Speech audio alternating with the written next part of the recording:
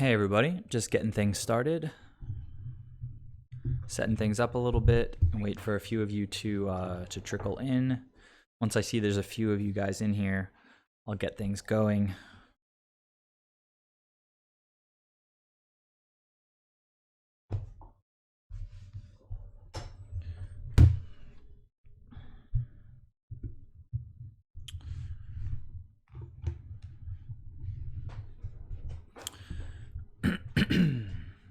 All right, so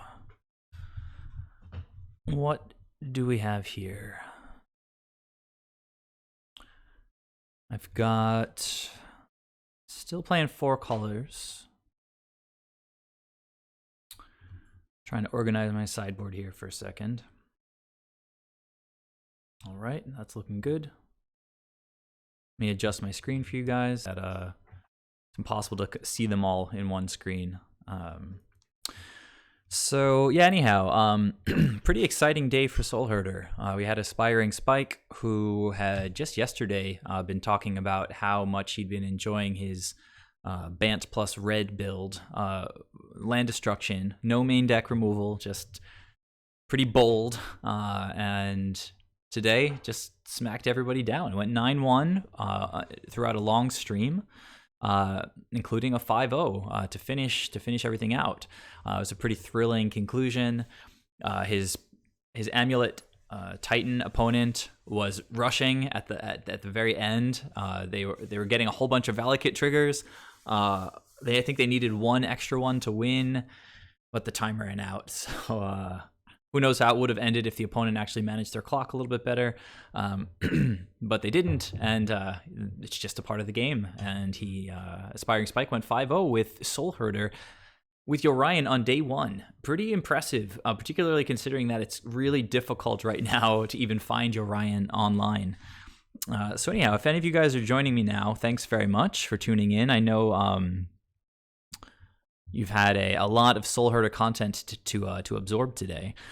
When we started up our little Discord channel, did any of you guys think that you'd get to watch like 10 hours of Soul Herder stream content over like 3 different streamers from morning till night?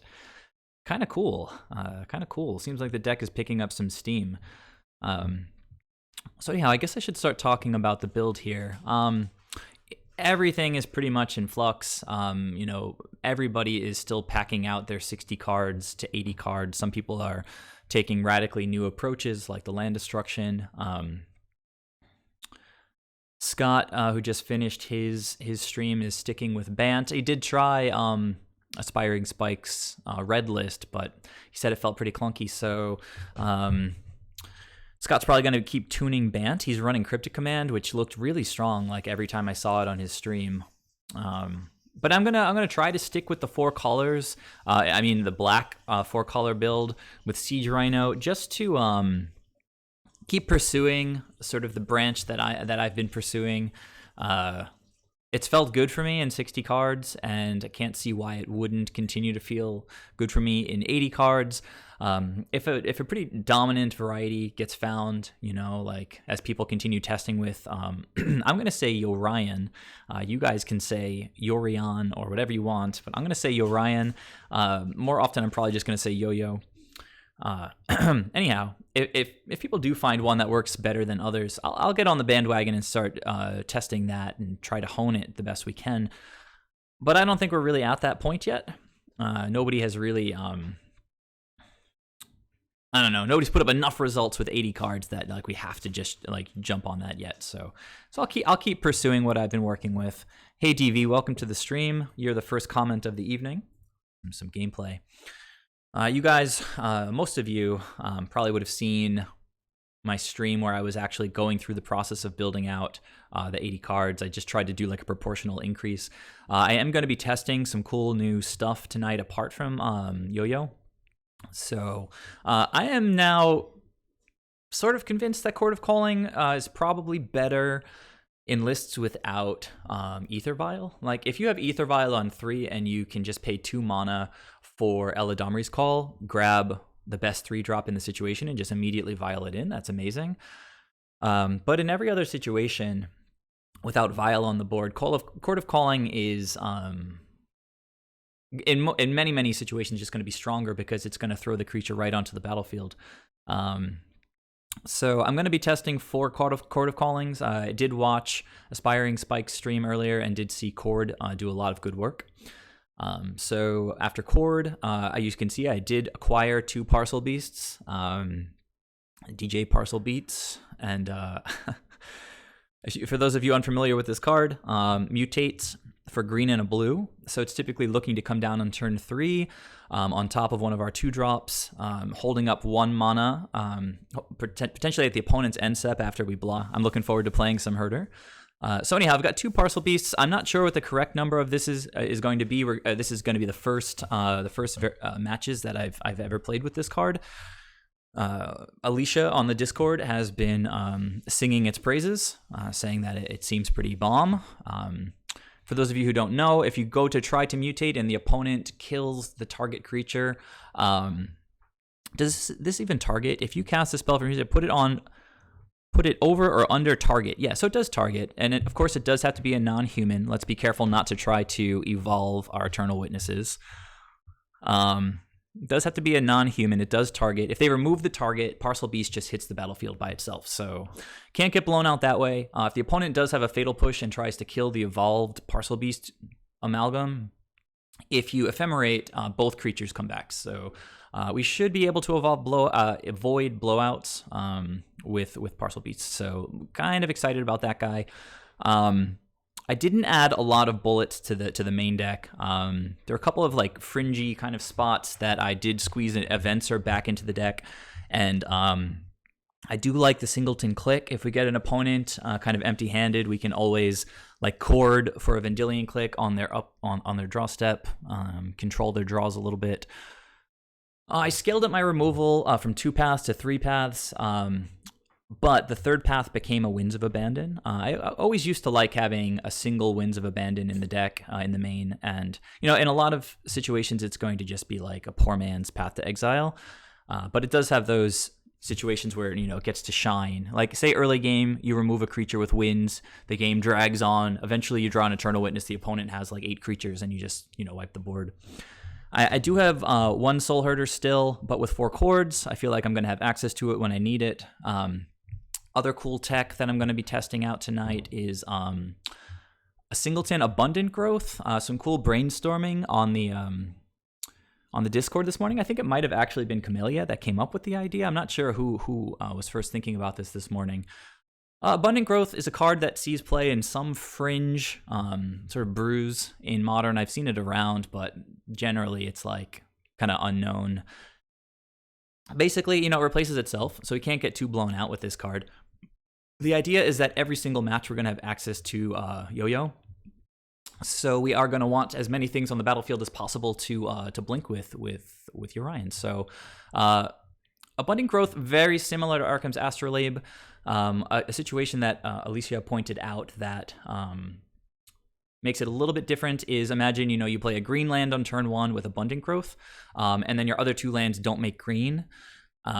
You're not going to have double green for Eternal Witness, whereas with the green land, Astrolabe, and then any other 2 lands, of course, you will have double green. So I think Astrolabe is a bit stronger than Abundant Growth, but in a 4-color build, whether it's red or black for the splash, it seems like Abundant Growth could be a strong option as like a 5th Astrolabe effect if we are trying to scale the effects from 60 cards to 80 cards. A lot of decks, a lot of Soul Herder decks have already been playing 4 Astrolabes with 60 cards. So if you want to go to 80 cards, it makes sense to try to scale it up. People have also been talking about Oath of Nissa, which is a very different effect than Abundant Growth. It's one that actually kind of digs a little bit, but it doesn't fix mana except for Planeswalkers, I guess, which I don't have any of in the deck right now. So we'll see how Abundant Growth feels. As for the mana base, I'm currently on 28 lands. I was on 22 with 60 cards, without Dorks or without Vials. And if you scale it up by 33%, it should be adding like 7 point something, 7 1/3, which would go up to 29. Potentially, I should not try to skimp on 28, but we'll see how it feels tonight. I know Scott is on like 32 lands, which is quite a lot, I think. The Abundant Growth, an extra 1 mana sort of cantrip. Maybe that helps a little bit. We'll see how it goes. Obviously, I've got this beautiful Triome here. Talk for a moment about... so hold up. Almost every other land in the deck is either a snow land or a fetch, and each upside to growth. If you don't have a snow basic or fetch in your opener, can't Astrolabe. Oh yeah, that's not really too much to worry about. So anyhow, I own online the Indatha Triome, and also, let me type in Triome here, get them side by side, talk through my rationale here for a moment. So you get two beautiful promos. Indatha is the Abzan one, and Zagoth is the Sultai one. Now, at first I was thinking Zagoth all the way because it's got our 2 primary colors and a splash color, but now I'm thinking Indatha is better because imagine you play Zagoth turn 1 off a fetch. Turn 2, you don't have white mana yet, right? With Zagoth. So you don't want to play basic plains, you know, and you don't really want to shock on turn 2. You can't get an untapped Prairie Stream. So I feel like the tap land that I want to get on turn 1 pretty much always wants to be basically Prairie Stream, but that's only because it's got white as the secondary color, and we can play a forest on turn 2, and then it's basically green-white for Eladamri's Call or blue-green for any of our snakes. That's been sort of the go-to sequence, and if I'm looking for white as the off color, white on the land that I fetch, seems like Indatha is going to be better. Then I can follow up on turn 2 with an island, unless, of course, I need to cast Eladamri's Call, in which case I have to play either a forest or a plains. But I don't know. Indatha seems to make sense to me. So we'll have to see how it goes. As far as how I packed out the other lands, I think the basics kind of remain the same. No, pretty much the same, I think, as 60. And then I added, I had been playing just Prairie Stream and then Canopy Vista with 1 Temple Garden. So I added a Temple Garden, and then I added the Hallowed Fountain back in to basically have, 2 blue-white lands and then actually 3 green-white lands. I've still got the 1 breeding pool. Don't expect the mana to be a huge problem. We've got an extra black source with Indatha Triome here. And yeah, hopefully I checked the hypergeometric calculator for Indatha Triome, and what are the chances if you have 80 cards and a singleton of getting it in your opener? And I think it was 8%. I guess that makes sense. I don't know. You guys can look it up again. I did it earlier today.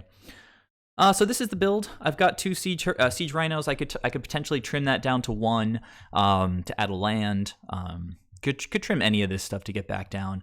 I tried to keep my 2 drops pretty much on point with the amount that I had in the previous build. If I had 10 in the other one, I've now got 4, 8, 10, 11, 12. So it's only scaling 20%, but then I do have 2 Parcel Beasts that do cost 2 mana to play, although they're not really a turn 2 play. So it sort of averages out to 13-ish. Sideboard. The 4 bullets I have right now are Phyrexian Revoker. It's going to come in against artifact decks, Tron decks, that kind of thing. Maybe Planeswalker decks. Stonehorn, pretty obvious. Auriok Champion. Could be good. It's possible that as a... if we're using Chord as our tutor, it might be a little bit slow. But it definitely does help in a bunch of matchups. In a Blink deck, Auriok Champion is like extra good because you get extra creatures entering the battlefield. And then so Stonehorn, and then Thrun is probably the most powerful, I think, of the 4 targets. It's really a strong plan against control. They can have a really hard time dealing with this guy. Probably also comes in against Jund, those kinds of decks, I'd imagine, since the only thing that can deal with it in those matchups is like a Liliana minus or something like that. But you can try to play around that. But against anything running Supreme Verdict, it doesn't have the no regenerate clause like Wrath of God. So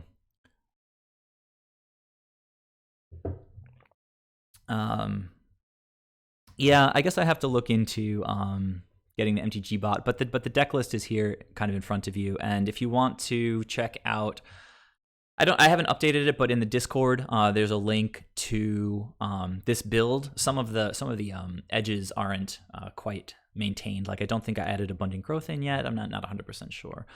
But this is what I'm working with: 4 ceremonious rejections, 3 Thoughtseize, 3 surgical extraction, sort of nice catch-alls. Surgical just going to be something that we can cast super free and quick. If an opponent gets an Oro or Croxa in the graveyard, or even like a prized amalgam, we're going to have a chance at getting rid of that. And then of course cheap spells are always great to recycle with Eternal Witness. Sidebar. Oh yeah, my bad. I forgot. I have to drag this back to right about here. So yeah, here's the sideboard.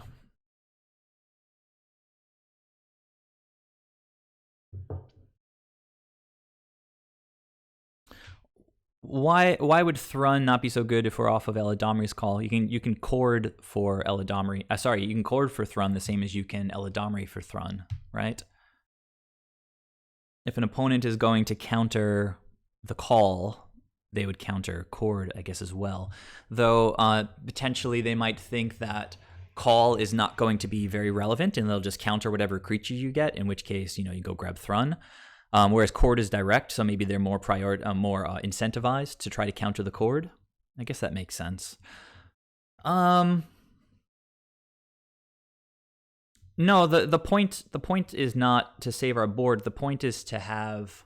I mean, Selfless Spirit does. Selfless Spirit does help us get through a board wipe, but that's not really all that Thrun does. Like Thrun just can't be pushed. He can't be Path to Exiled. They just can't. They can't be a Detention Sphered. It can't be bounced by Teferi. It's just this obnoxious, constant threat that they can't, because he has hexproof. So they just can't do anything about it. What do you mean it loses the uncounterable clause? Eladamri's Call is not uncounterable.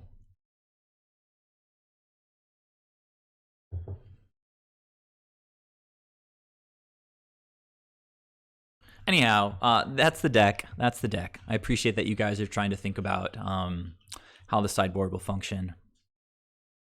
And Yorion does definitely provide some help. In a pinch, you can also chord for Charming Prince, and Charming Prince can blink or tuck away an Eternal Witness that you can get back on end step and start rebuilding. So chord for Prince in response to a board wipe is pretty good. I think I'll probably try Q. We'll see how it goes.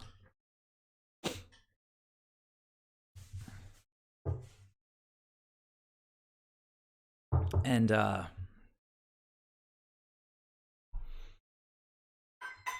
heard that Scott accidentally forgot to reveal Yorion at the beginning of one of his matches, which is something I'm going to try to avoid doing. Oh, a little bit stiff. All right, so I might as well. This window will become the actual game window, so get it sized correctly for you guys here while I'm waiting. Then we can go look at the deck for a moment. So apparently I double-clicked it, which unselected it. Huh, that's weird. Well, good to know at least. I mean, it's already semi-bugged because when you look at it in your collection, it shows like it's this red. I think means that it's not in your collection. Something along those lines, or it can't be played or something. So they definitely do have to fix that. I like that they're highlighting your companion, but I think it's a bit of a workaround right now. Because sometimes when you hover over this, at least the first time I did, it said something to the effect of this card is not in your collection or something like that. So yeah, it looks like we have an opponent here. Ugh, resizing my windows. Stop doing that. MTGO needs to get its act together. All right, so we are going to say, okay, we click up to 1, and then we say okay. And yeah, unfortunately, we're starting off with a mulligan. Opponent is keeping 7. And yeah, we'll keep on this. I'm gonna go get blue, white, green. Since we probably want basics, I imagine I'll probably just pitch this Hallowed Fountain and then maybe go fetch it pretty soon. I do want to get black online at some point for trophies, so maybe get black, green, blue, white. Maybe we want this white, blue. It really depends on the matchup. So we've got all our colors here. Blue, white, green. Probably want. Yeah, we'll see how it goes. I'll put the hallowed fountain on the bottom and we'll see how it goes. Troll something of the deep. Troll in the deep. Troll in the deep. Speaking of trolls. Oh my, the 80 card deck against Mill. Oh no, wait, this is probably just the dredge deck. All right, let's hide Yorion, and we could path this thing right now, prevent them from filling up their graveyard. What do you guys think about that? Continue to, and I could hold up Ice Fang Trophy maybe on turn 2.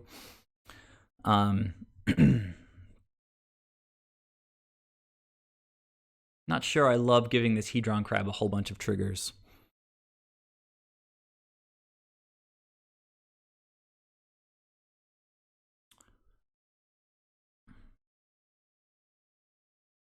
But then we do want to path things like Vengevines and such. So yeah, I'll just pause on their draw step, I guess, and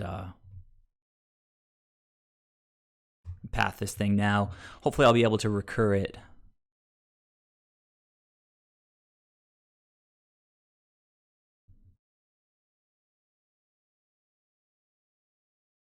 So we are getting a Hallowed Fountain, untapped. I'm going to path this thing and hope that that slows them down a bit. It's a very fast deck. Unless it's Mill, in which case, you know, it's not necessarily the fastest.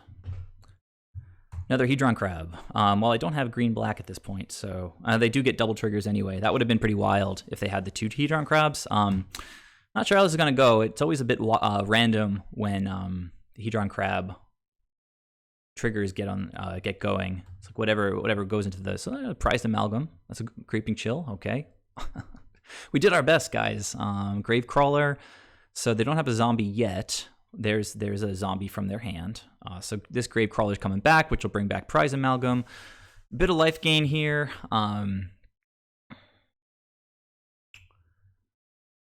Let's see. Yeah, that Creeping Chill took me down to 14 already. Yeah, I think the only choice here is just to run out Oracle. That's typically the way to go. Try to ramp our mana.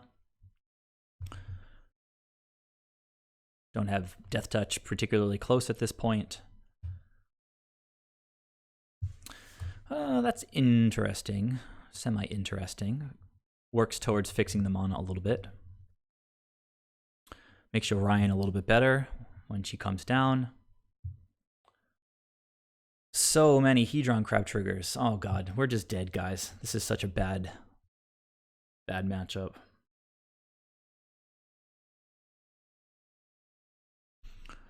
So they've got two Gravecrawlers in the graveyard already. This is super overkill at this point. Oh my god. 2 Vengevines are coming back. Oh, whatever. I mean, some matchups are just never going to be great game 1 and are just never going to be great kind of ever.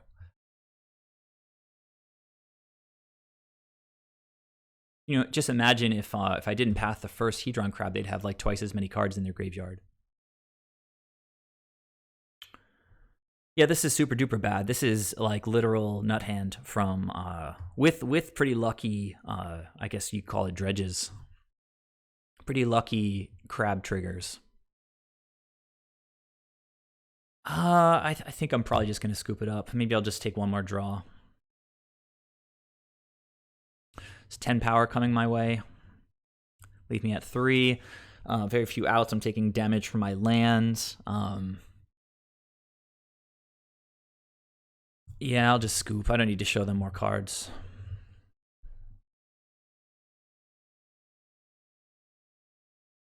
Yeah, I don't play Plague Engineer. I don't think that card's very good right now. All right, so that was pretty poor. We can bring in some extractions. One more. Seems like Auriok Champion's going to be pretty good. Stonehorn, obviously. Thrun puts up a nice body. Parcel Beast also gets nice protection going on. Time Warp is probably going to be too slow. Forces tend to be pretty good against Dredge, but this is different. They do have like Glimpse the Unthinkable and Venture Deeper that we could potentially want to counter. I think I can go ahead and let's see. Looks like I'm bringing in 5 so far.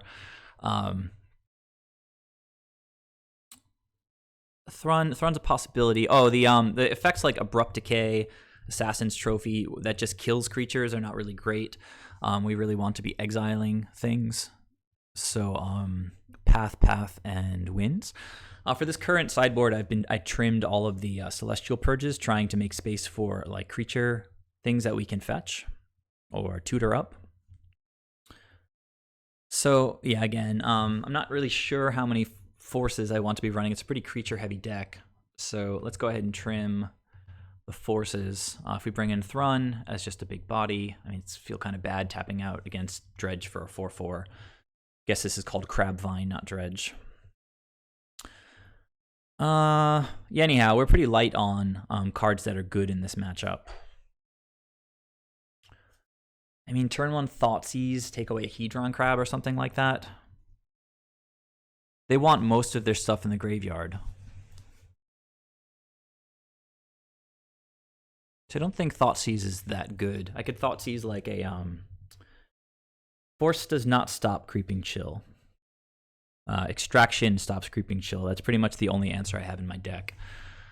But I may just be bringing in like 1 Force anyway because it's like the 80th best card, even though Time Warp is so ridiculously slow.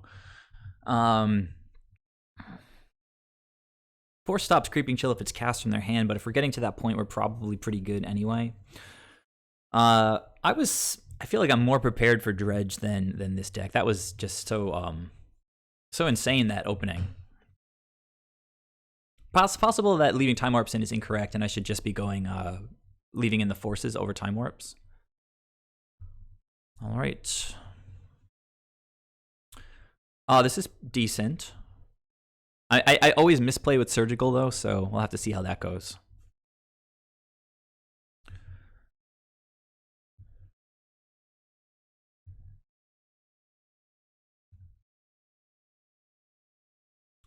Yorion always popping up at the beginning.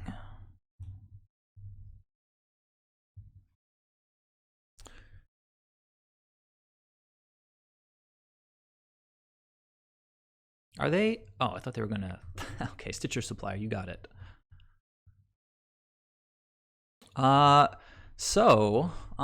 This might be a good opportunity to actually surgical something. Not so afraid of Narcomoeba, but I am a little bit afraid of Prized Amalgam. You guys think I should go for that here? This is a matchup where I think we can all benefit from like community learning. Like, I have my my experience, my impressions of how we should play this out, but I'm definitely open to suggestions. I feel like nabbing the amalgams here seems like a pretty straightforward line, so I think I'll go for that.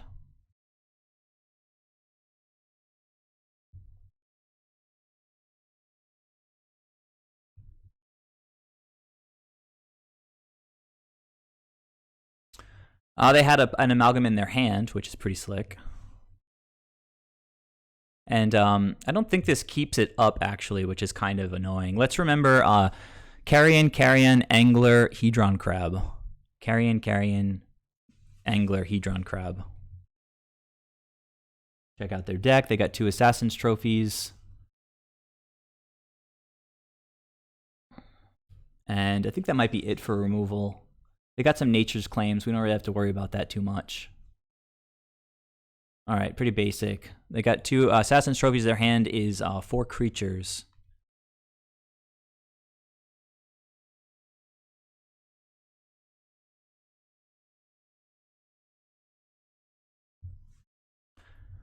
You guys are being pretty quiet tonight.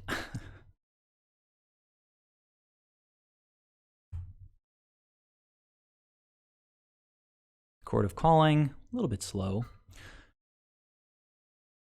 Actually not super opposed to potentially trading with this Narcomoeba. Those guys can actually add up a bunch of damage over the course of a game. We'll have to see how I draw.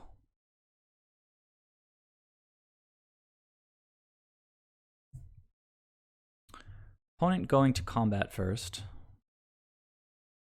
And also remember that any trades here are going to fill up their graveyard and get them closer to casting Gurmag Angler. So that might be a good reason to just take a little bit of a hit here. Yeah, I'm fine just taking 2 for now. I think we're probably going to see a carrion feeder.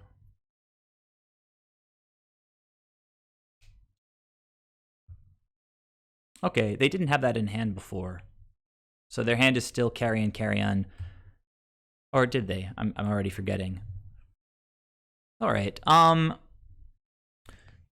Seems like, you know, just holding up like ghost blocks seems good here. Next turn we cast Uro if necessary. You know, if we don't draw a land, then Uro can hopefully help us hit it.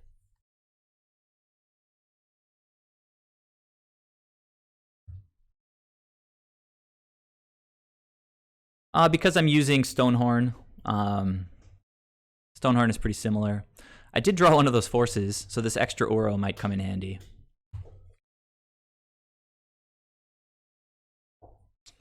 Do I want to block? Attack. I guess I might as well. I don't think I'm blocking this Narcomoeba yet. Opponent knows I have the force. A little bit annoying. Not so big of a deal. Okay. This guy can't block.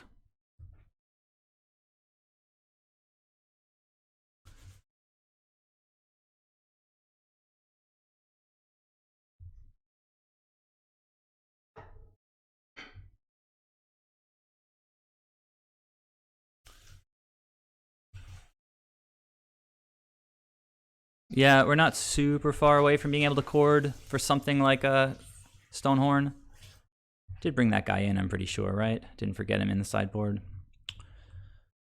Land? Well, looks like we won't have to chord for that guy. Sometimes the cards are with you. But we do need a land. So we'll see.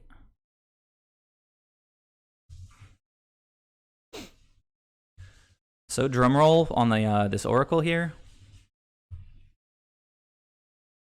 Come on, guys. Deck, get it together. Well, we do have another shot at it with Uro. Although I could also chord for another 2-drop. But yeah, I think this is probably just better now.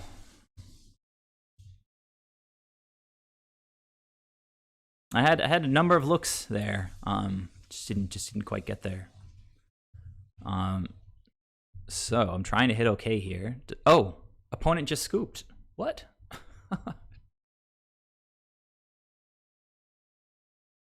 That's weird. That's weird. Opponent, why are you scooping?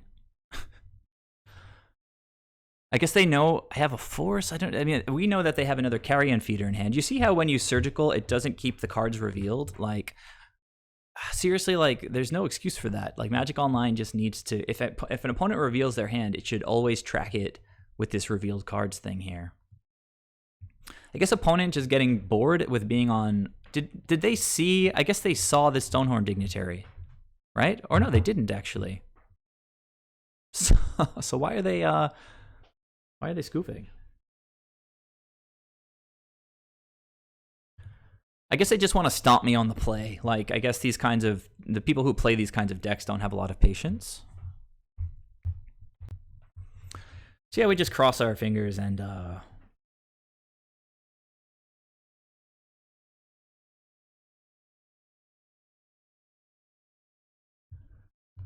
yo.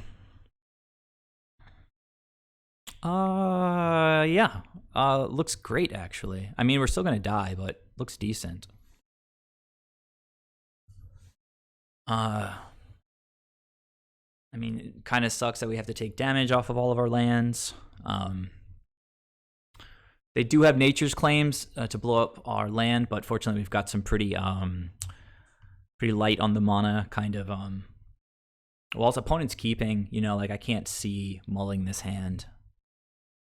So I'll keep.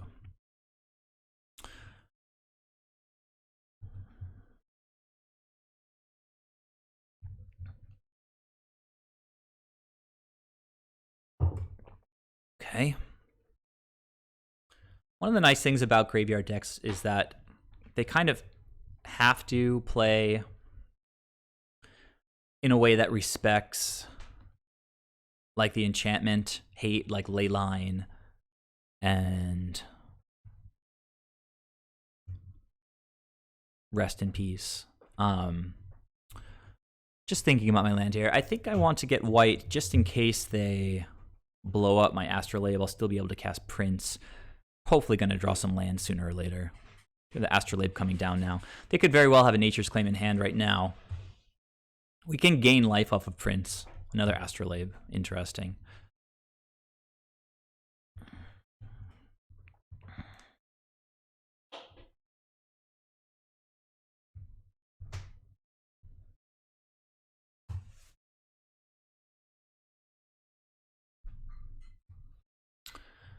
I could Charming Prince Scry, depending on what they hit off of this landfall trigger. But Prince gaining land seems... Sorry, gaining life seems pretty... Prince gaining life seems pretty clutch.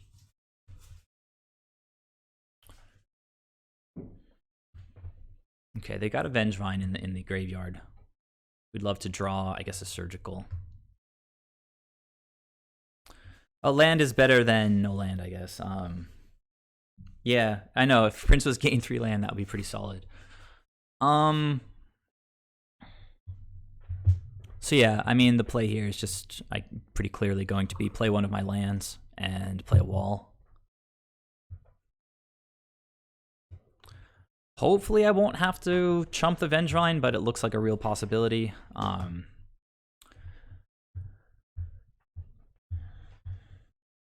We can again try to chord for God, so many fetch lands. We can try to chord for Stonehorn.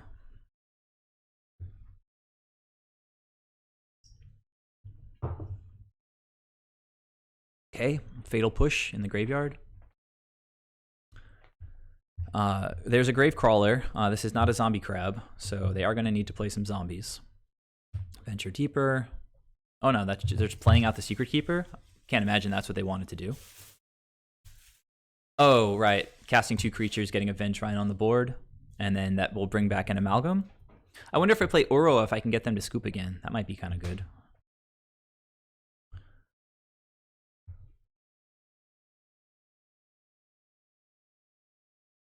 So I think we just preserve the life total here.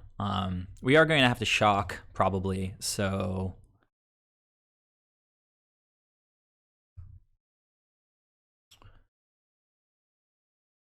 I mean, a path would be pretty amazing off the top. Well, this will let us actually get a less painful land.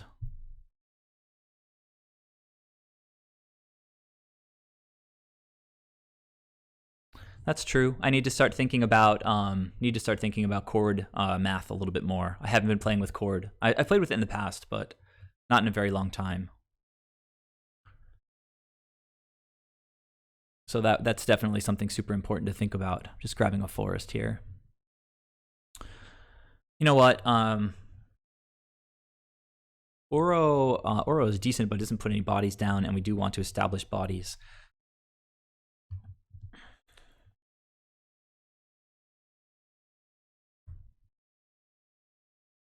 All right, well, we're hitting our land. Something like... I mean, so Coatl is going to have Death Touch, which seems decent, but the wall can just absorb Prized Amalgam. They take 5 versus killing this guy and taking 4. They do have 1 Gravecrawler in the bin already.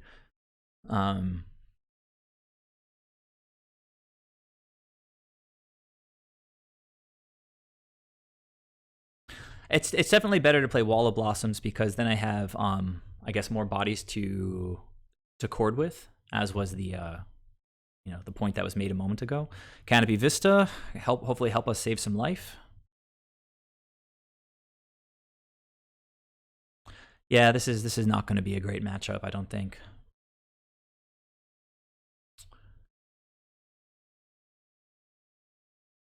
They do have a zombie now, so they can cast this Gravecrawler. It doesn't quite have haste yet. Oh no, I'm thinking of Bloodghast, right? This guy's never going to have haste. So hopefully we just block the Prize Amalgam, take 5, gain some life.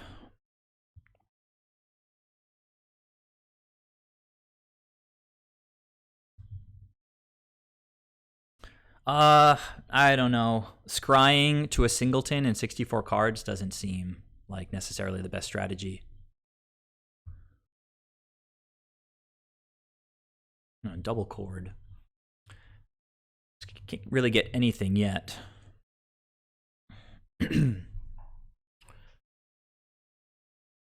So if I go Prince, now there's like opposing forces here. I want to keep my life total high, but I also want to crack fetches to fill up the bin. Or I also want to keep creatures on the board for chord.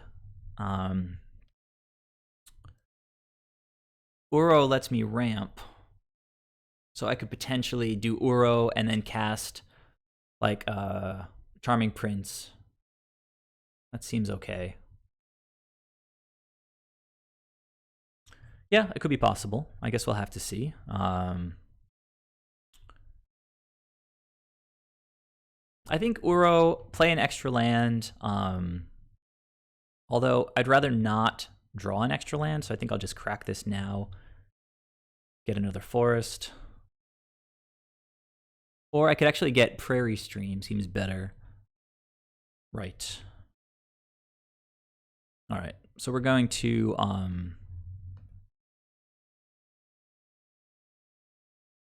cast Uro. Oh, my bad. Gotta pay with blue.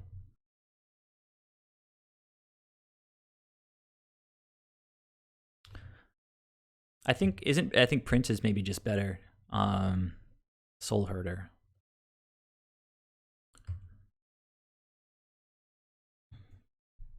I guess Coatl does kill one of their threats. Charming Prince gains us life, which seems super relevant right now. And then I block with Charming Prince and just hard cast Uro next turn.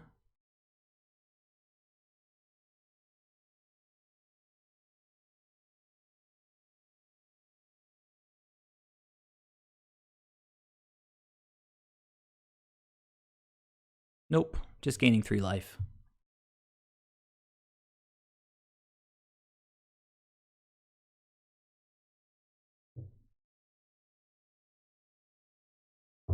All in due time. The Coatl's going to make it to the battlefield as long as I don't die this turn.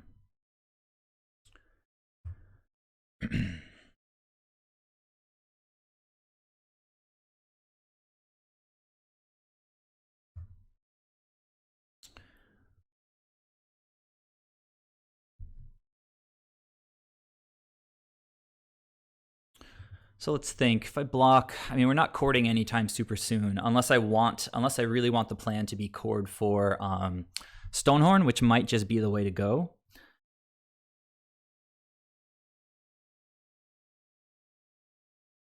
Blink, who with Prince? Stonehorn. Well, okay, that could have been a line. But I think for now, I just want to get Uro on the board. Seems pretty decent. And so blocking with Prince here was going to be my line.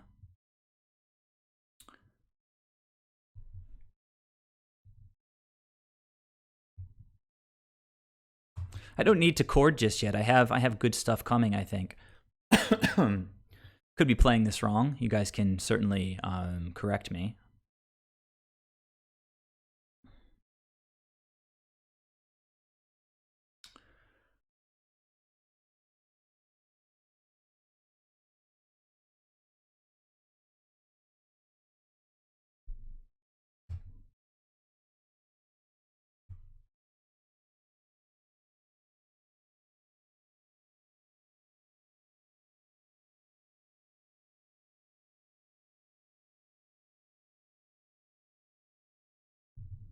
Yeah, so I mean, the line is going to be the line, I think. Just play out Uro and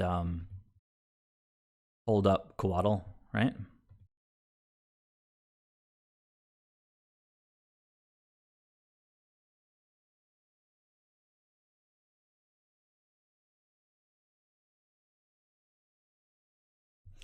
You know, if we can just live a little while, then you know, establish a bit of a like chunky board with these big butts. That I don't know that I want to take 2 life off of this. I could play a Soul Herder and draw a card. Got a 2/2 Soul Herder then, but I think just Coatl is better here.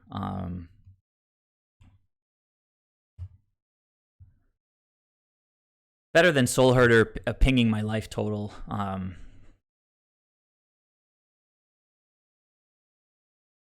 Opponent sacking stuff to grow the Carrion Feeder. Interesting. Pushing this guy. You know, I guess that's fine. I can't cord for a 1-drop since I don't have any 1-drops.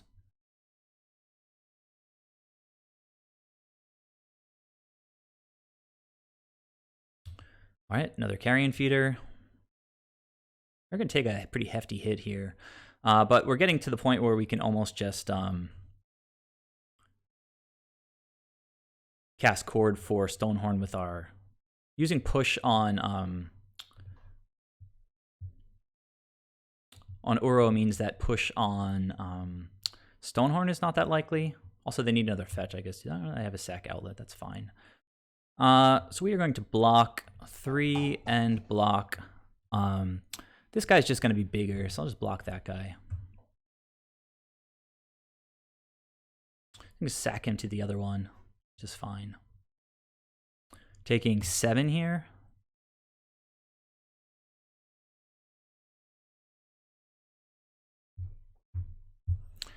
Yeah, and that's definitely a great line. I have the resources right now to cord for Stonehorn. I have to play semi kind of quick. I'm kind of starting this game off pretty slowly.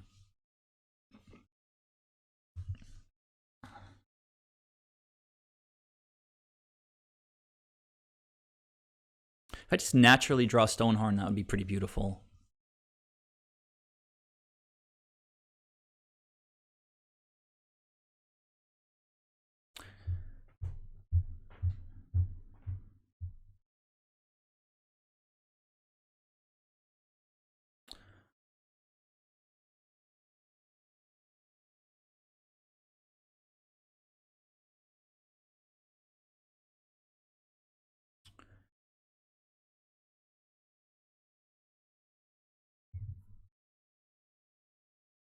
This can go get a Triome. That's kind of cool. So I think I just do this now. I don't see any reason to wait.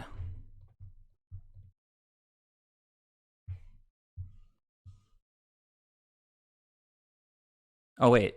X is 5? 1, 2, 3. 1, 2, 3, 4, 5, 6, 7, 8. X needs to be 4. 1, 2, 3, 4. 1, 2, 3. 1, 2, 3, 4, 5. Oh, okay. So I'm tapping 8 things. I only need to tap 7 things. So let me untap something if I can. Wasting time. Not that cool. Not that it really matters too much, I don't think. Come on, let's go. X is 2. It doesn't really matter too much, right?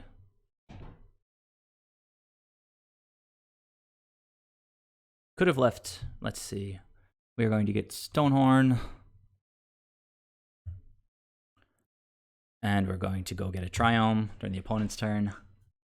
Hopefully they can't kill Stonehorn, and I think we should be semi-decent.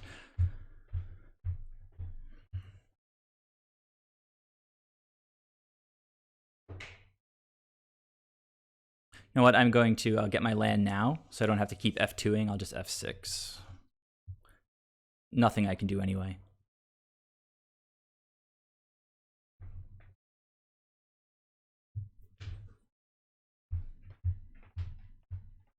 Yeah, you're right. It is okay if they kill Stonehorn. I have 1, 2, 3, 4, 5, 6, 7, 8. Eternal Witness. Yeah, can't do all 3 next turn, I don't think. 8, 9. Pretty close, though. Opponent, hard casting a Vengevine. No attack step means that's okay. Now, I imagine I'm probably going to want to chord for like a Rhino, 1, 2, 3, and plus 4. I can just cast this Oracle.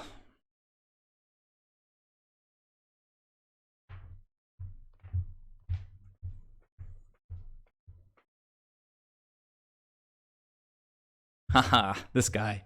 1, 2, 3, 4. No, I don't want to think too hard. I do need to just kind of win the game. So let me go ahead and just blink Stonehorn, continue to leave up chord for a win condition.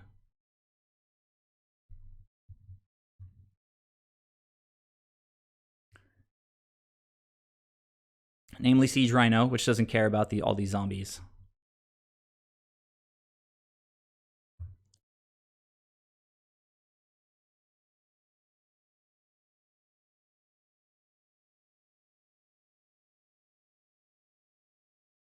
Yeah, I don't want the 100,000 triggers that Yorion is going to bring right now.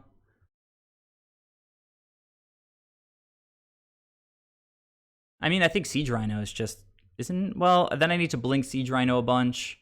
Yorion's flying doesn't go through all the Narcomoebas and whatnot. All right.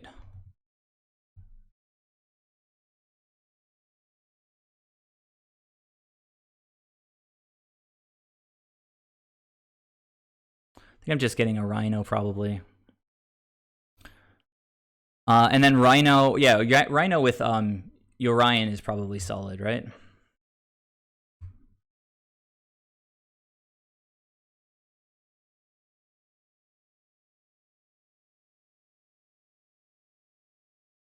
Okay, opponent just scooped.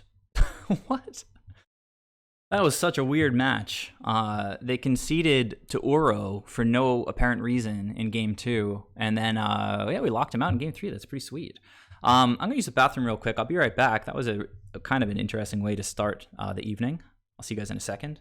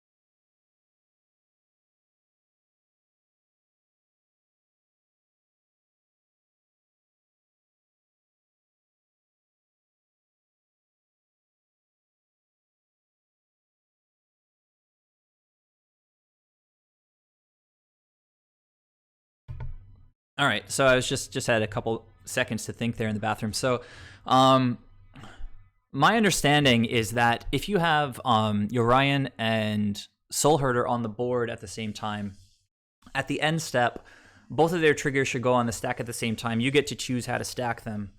So you should target with Soul Herder's trigger first and target Yorion. Imagine you blinked all your board except Soul Herder when Yorion came in to begin with, and all those creatures are waiting to come back. You target Yorion with Soul Herder. That trigger goes on the stack first, and then Yorion's returning creatures trigger goes on the top of the stack. All those creatures will return, and then so that will resolve. All the creatures will return. You'll get all their triggers, resolve all their triggers, and then Soul Herder's trigger targeting Yorion will resolve, and you'll get to choose to blink whatever you want to blink. So in this case, against Crabvine, I could have Yorion to blink Siege Rhino and other stuff. I guess Stonehorn is probably a good target. And then you go to the end step. Soul Herder targets Yorion. Yorion's creatures come back. Siege Rhino triggers again. And then Yorion gets to target Siege Rhino again. He comes back on the opponent's end step, drains them out even more.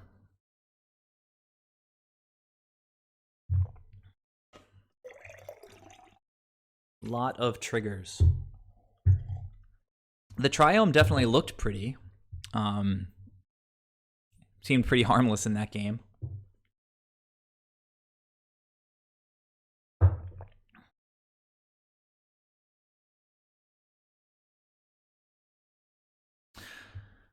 I don't know how we got out of that one alive, but we did. I totally forgot that we were in game 3. I thought I was in game 2, and I had to win that game with enough time to win another game. It was just because game 2 was so abruptly cut short. Yeah, I don't know. If we beat them, I guess we can beat anybody. Let's just jump into another. I don't want to get cocky, but just going to jump in. Are you guys getting burnt out with all of this Yorion casting stuff? Oh, too many triggers. Too much value. Gotta close a window real quick.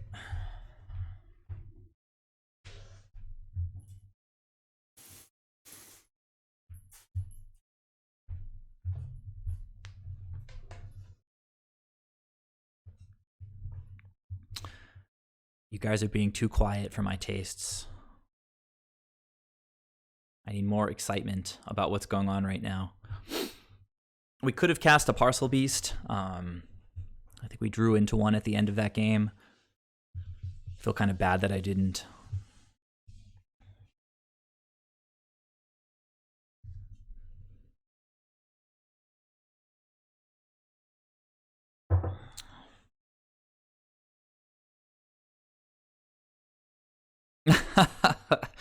Who did you get paired up against, Camellia? That's funny. At least there's nothing on the line except your time and your pride.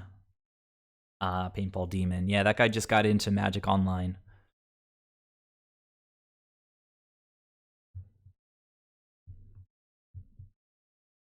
So waiting for an opponent here. Look at this crazy board state. So cool. DJ Parcel Beats on the 1s and 2s. He's got some ether shooting out of his rear end. Pew pew. Such silly art on this card. All right, I think we found an opponent. Let me close this one. So opponent taking in the fact that I'm playing 80 cards.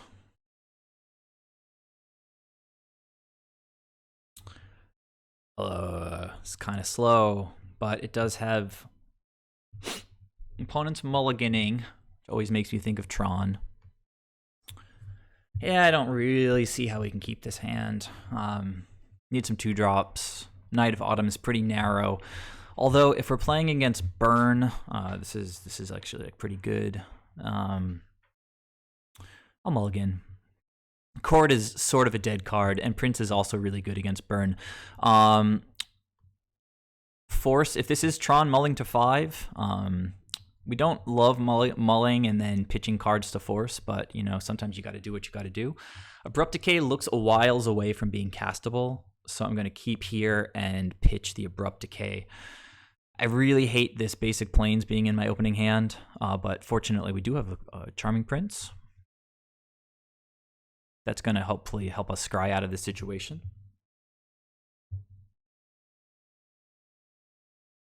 Now the question is it's a frequently occurring question, is if a Tron opponent mulligans to 5, do you force the map? Register your responses in the chat now. Tron opponent on 5, do we force the map? Yes or no?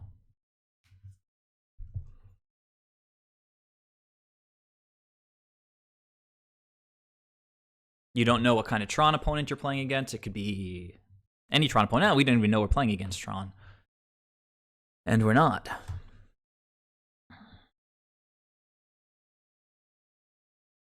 Okay, Astrolabe on a Multi 5. You guys want to weigh in? Do we want to keep them off cards and mess up their mana?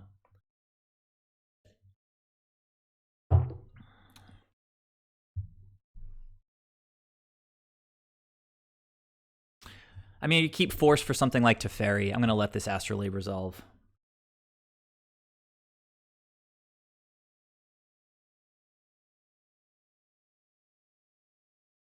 Astrolabe would be a beautiful top deck for us. Also, Abundant Growth would be pretty sweet. Either way, I would be happy.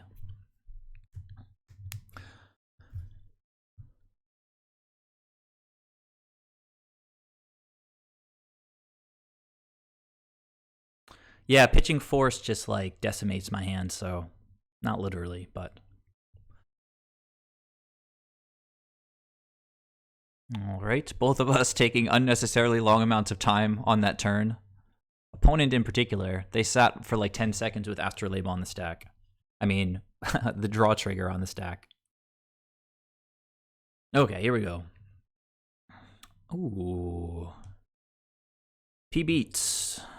Joining the party, we don't have white, blue, or blue, white, blue, green right now. I feel like I don't really want to crack this thing, but oh, I can go get a Triome. That seems kind of nice. The Triome is black, green, white. A double white, so unnecessary.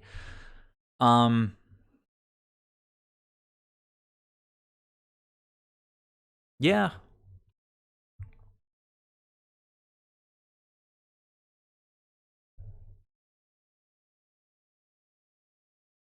Parcel Beast, potentially a better pitch.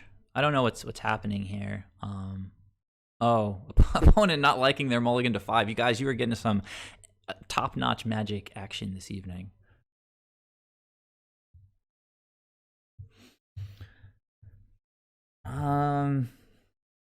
So yeah, that's one of the upsides of P Beats is that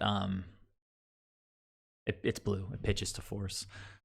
This is most likely some kind of Bant control nonsense. So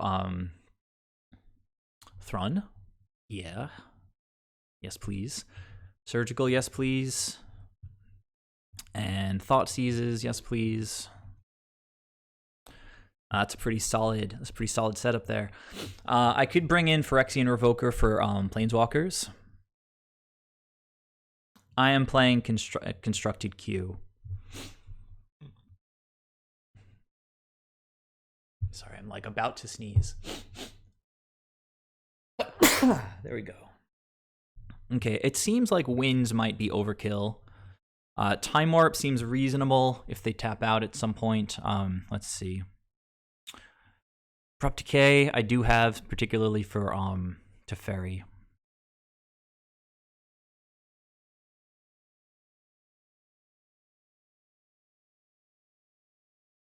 Night of Autumn, if it is like a Stoneforge deck, could be pretty good, but no reason to think that it is. Could be anything, honestly. We saw Astrolabe, right? I'm gonna side out one Night of Autumn.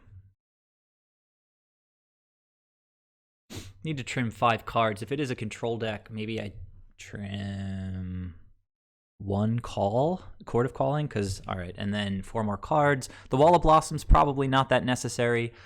Charming Prince helps against board wipes, as does Yorion. Path, we could potentially side out a land, but I think I might be slightly light on lands anyway.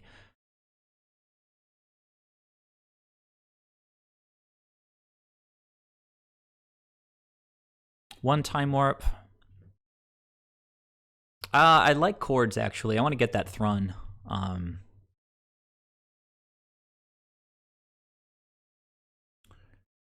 Oh god. Don't have a lot of creatures. Maybe I trim 1 Quaddle. I'm like hitting the...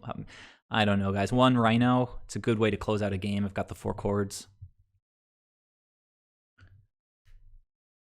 Path is a good one. It's with 80 cards, it's hard to like... Eventually you get the hang of it, but Paths would be a decent one. But if it is some kind of stone... I can't speak. I want to say Stoneforge, but I end up saying Stonehorn. Stonehorn Forge.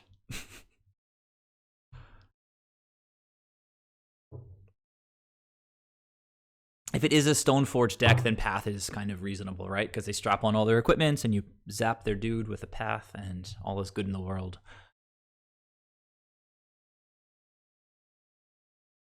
All right, Yo-Yo, time to go. Say okay.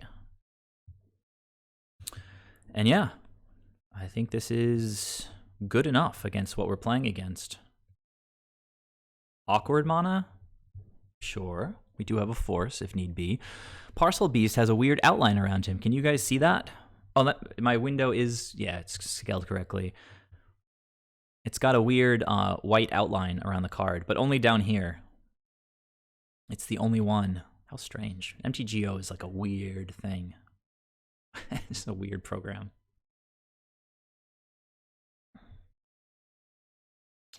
This hand is very short on 2-drops, but I do have a counter spell. I do have mana. I do have mana fixing. If they're going to be kind of slow, we can be kind of slow. On the draw, we're gonna get some cards. 2-drop right now. 3-drop, it's sort of okay. I don't like that Yorion pops out every single match. I get it. You want to be cast.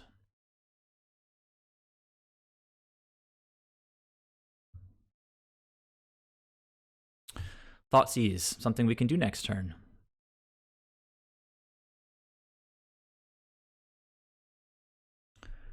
All right, definitely an Uro deck. We're going to Thoughtseize them. Play a tapped Prairie Stream unless a better option presents itself.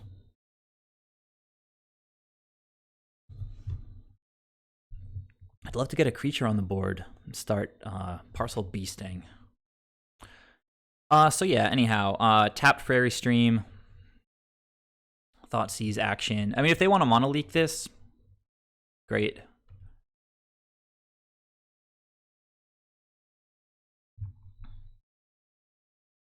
Crack your land. Opponent forgot about that.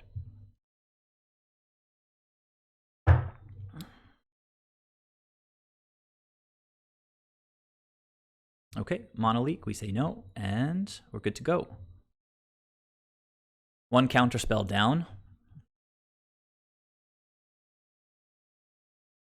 Tricky question here is whether we go for Uro on our turn. It actually seems quite good, because if the opponent just wants to counter it, it just goes to our graveyard. The other option, of course, is just to go for... now we got Siege Rhino coming online. Uro lets us ramp a little bit. Imagine the opponent might want to counter this. They could have Archmage Charm and like just draw 2 cards.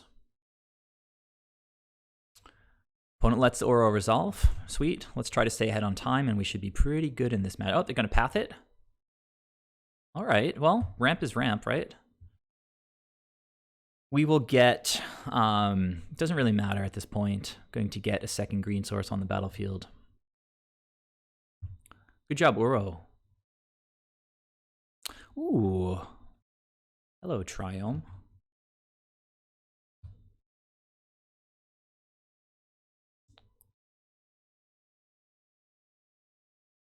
All right. We can just hard cast Parcel Beast next turn.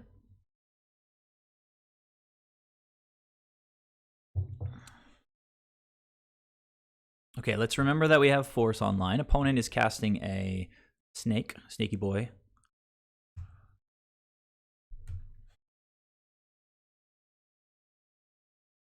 Oh, we've got Yorion coming online as well. So opponent taps out for Jace. I force it, and then I just cast whatever, Siege Rhino, and then next turn Yorion, or vice versa. I don't know.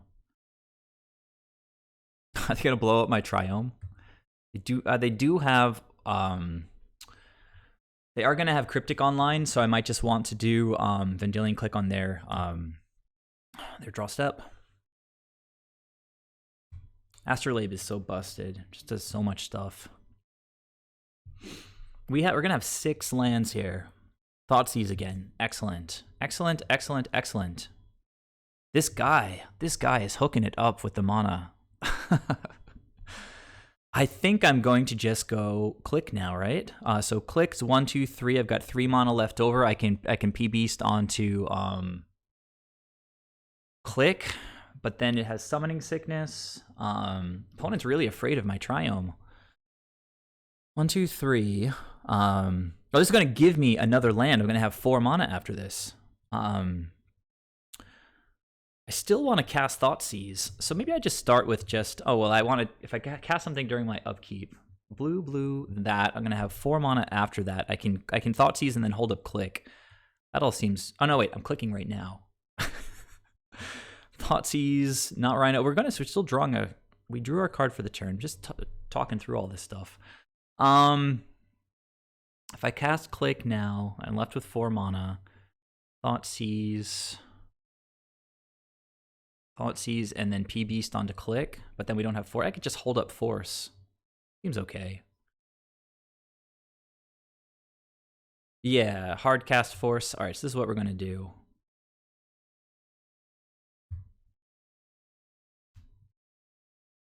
Actually, should have done this in response. So now opponent is, this is rough. I should have cast my Vendilion Click in response to that jazz.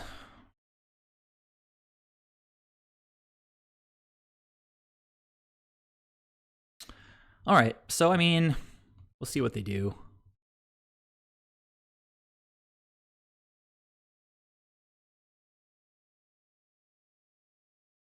Obviously, the sequencing was done such that, you know, they could cast their Mana Leak. I could pay for it if I wanted to. All right, so let's hide their graveyard. I don't really care about that right now.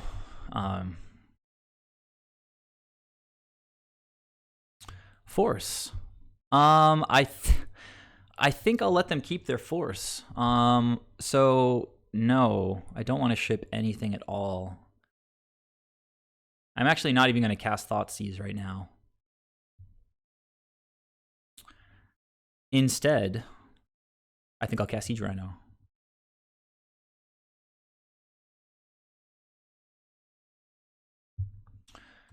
All right, let's go Force of Negation. The opponent's got to work pretty hard here. They are going to be able to put Path on top of the deck, I guess, with the Sanctuary, but then they still have to draw something. Opponent perplexed about my Siege Rhino.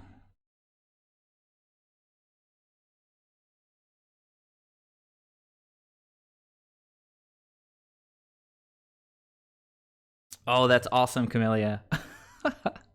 But can you, yeah, I guess it gives it like tap for whatever color, right? That's so funny. Huh. There's not too many of you guys joining me this evening. I wonder what you're all up to. I felt like, you know, you'd all be super stoked to see Yorion play, but maybe you're just burnt out, or most of you are burnt out from this exciting day of Magic we've had.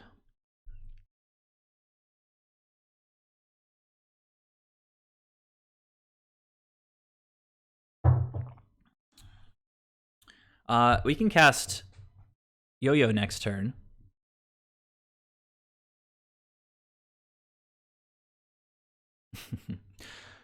I love whatever spice pile you're playing over there, opponent says. It is definitely a spice pile. Let me drag that in so you guys can appreciate the opponent's comments here. I love whatever spice pile you're playing over there. You got it, opponent. Path to Exile on top of the deck. They did draw something. They drew a Coatl. So that gets to draw the path, which gets to try to kill Siege Rhino, but I think I'll happily force that. Although I'm not really sure. I think I kind of like ramping. Hold force in hand for something that actually matters. Nice defense on the opponent's board right now, though.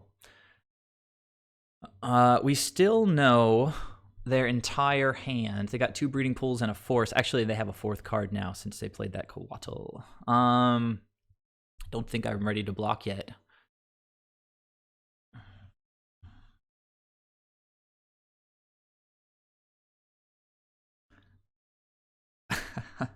Spice pile. Oh, Path. Path is well timed. What is opponent doing? Oh, I think that I'm going to just force that. Force, Path, Thoughtseize, whatever. Like, I don't think it's time to Thoughtseize yet. Opponent just continuing to love the spice, I'm sure.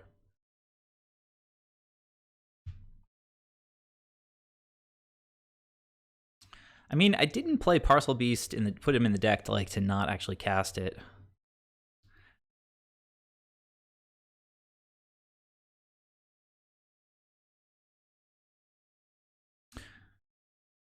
So let's say, okay, we knew that the Path was in their hand. So Path, Breeding Pool, Force. Opponent can't cast their Force. Just cause. So now we do know what's in their hand, so I'm not really gonna Thought Seize. It's definitely time to Parcel Beast. because I came here to do it, right? Put it on click and hold up Path or draw. No, I kind of want to just start beating this guy's face in, so I think I'm going to Path this Coatl right now. Oh, but I want to do the draw, right? That's true. I want to do the draw. I can just attack for 7. It's a 2-turn clock. Actually, not putting Beast down makes a lot of sense, right? They could just untap and draw Supreme Verdict. So let's just Path this guy right now.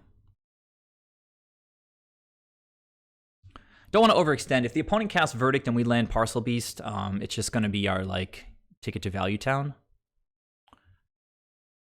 And if the opponent, I can't even think about what he could have, what he could top deck apart from maybe Supreme Verdict.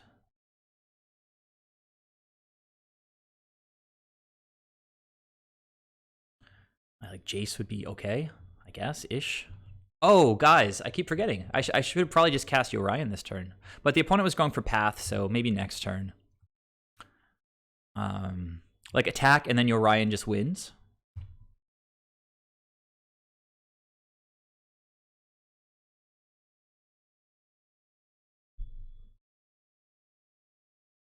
So we attack, opponent blocks whatever. I guess the click, they take 4, and then I cast Yorion, and we win. I can dig it. Cool, DV. I'm glad you're on board with the line.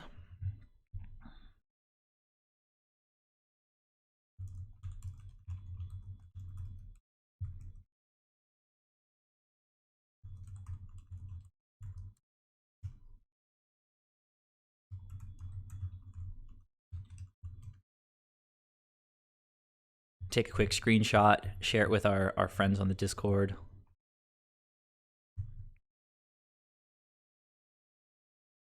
All right, looks like the opponent drew a land, which means lights out.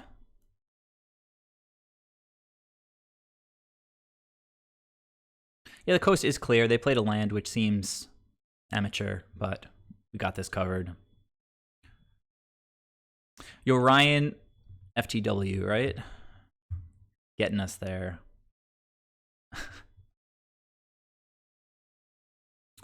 Oh, you know what? They can crack this, get a Mystic Sanctuary, but they're just putting something on top of the deck. That doesn't really bother me. Okay. See, people are just going to know when they're dead on board in the future.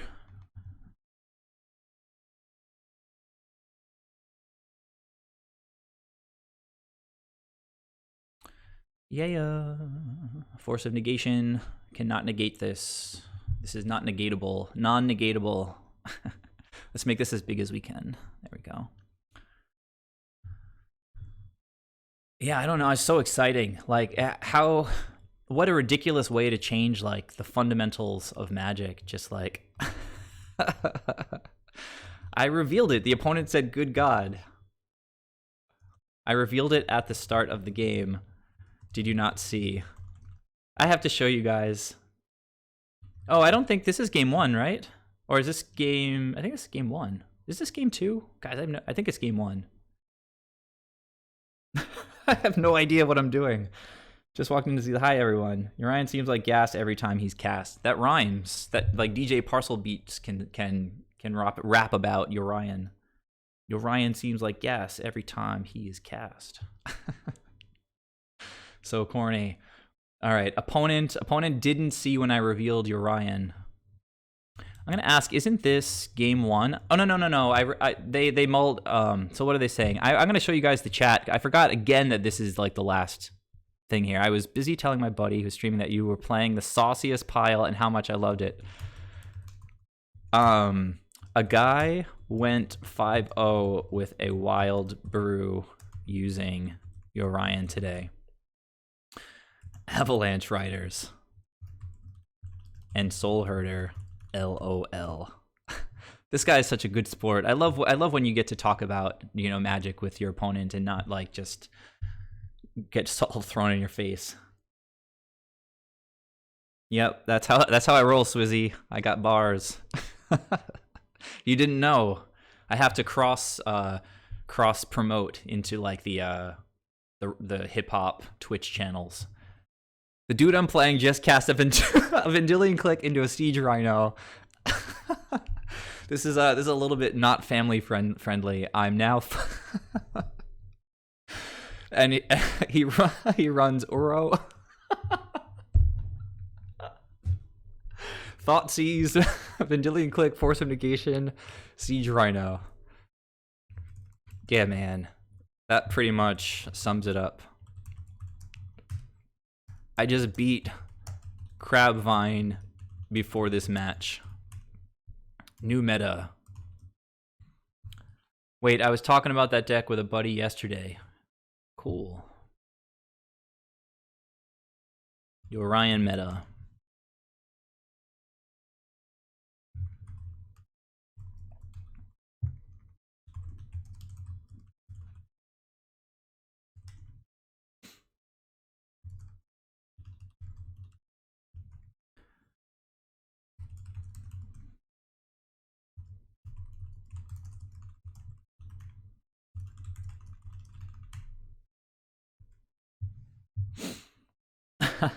That's so much. That's so fun. Let's read that comment one more time. I think the opponent is in the process of conceding. There we go.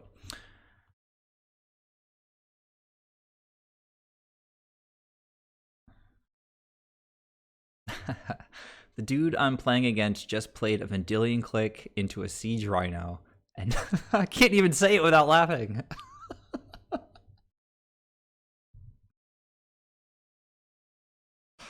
Oh, it is so funny. It is so funny.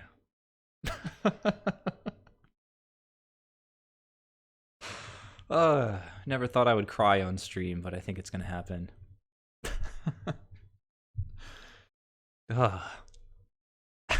All right, so 2-0 so far with this pile. Let's join that queue again. Honestly, it's been so weird. Like that game 2 scoop against Crabvine. Like, they were not out of it. They had like 7 creatures on the board. It was like turn 3. Cast Uro, instant scoop. Like, that's it. No Uro for him. It's like, okay, opponent, you got it. Gain 3 life. It's too strong in this game. Broken.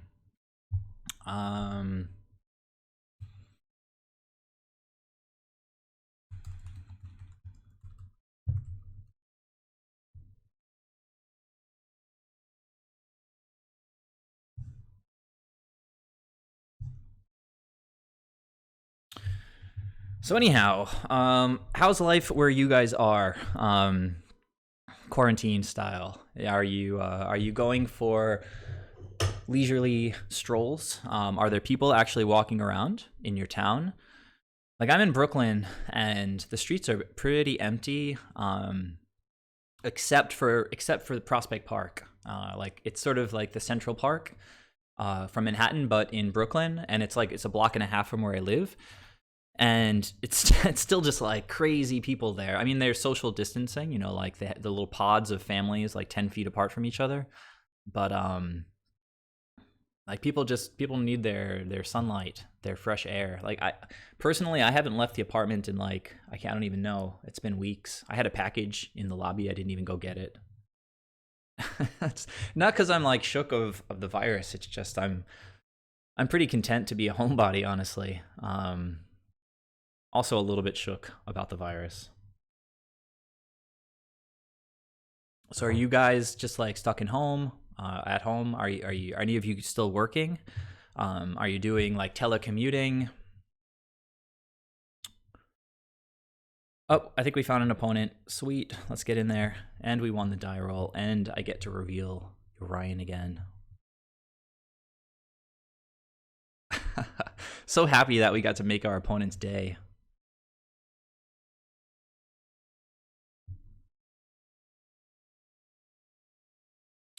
All right, insta-mulligan. That's sad. Oh, we can keep this. We'll just pitch the I'll pitch the basic planes. Nobody wants basic planes. Doing yoga, nice. My sister is a yoga instructor. She actually owns a yoga studio. So if you're in the Danville area of Pennsylvania, I'll give you my sister's info.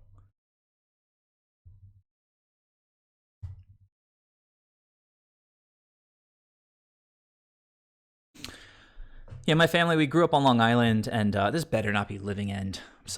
I hate Living End. Yeah, sorry, I think it's some kind of Death Shadow, which is more palatable than Living End.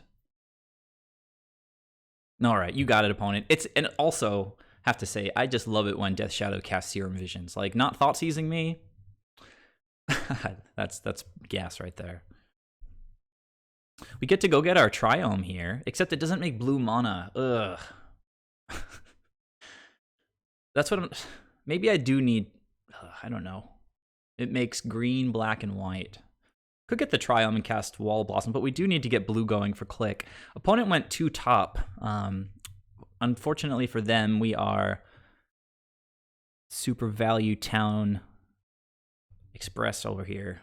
So typically hard for Death Shadow to keep up with what we're bringing to the table. Parcel Beast. Maybe we get to go turn 3 Parcel Beast for once. That would be cool. But without, I was just about to say without any protection, mutating, a little bit risky, but we got that Ephemerate, so let's see how it goes. Yeah, I'm only playing 1 Triome. I explained at the very beginning of the stream why I've been thinking about the Abzan one versus the Sultai one. Oh, double Death Shadow. This is sick.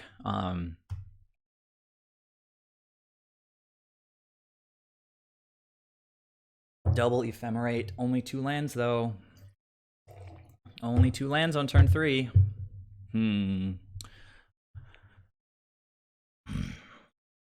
This is rough. Rough. So, do I play the Prince and Scry? Do I wins one of these Death Shadows? Do I pass to the opponent, hold up Ephemerate to block? Problem with that is if they're attacking with big boys, then they could have Stubborn Denial and counter the Ephemerate, which is obviously not great. Could also just Ephemerate right now. That's the riskiest line, and just draw a land, which would be pretty slick.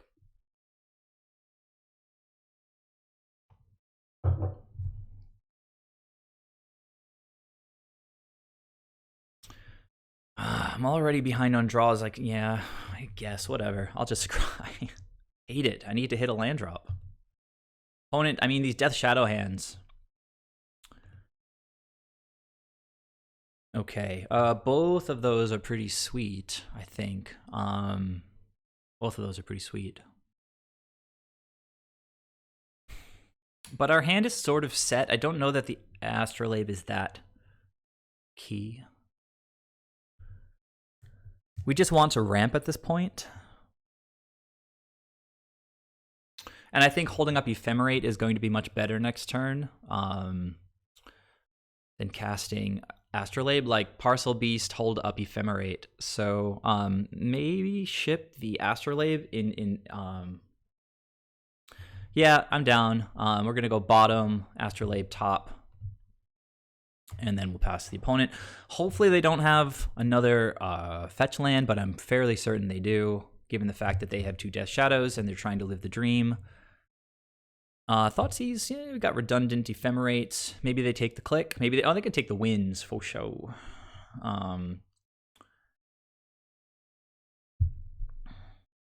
This makes me think maybe they don't have a land drop opening with Thoughtseize. Is going to grow the Death Shadows a little bit. If they're 3/3s, I am going to throw a Wall of Blossoms in front of them. They could, of course, instant speed Dismember. They could instant speed cycle a Street Wraith.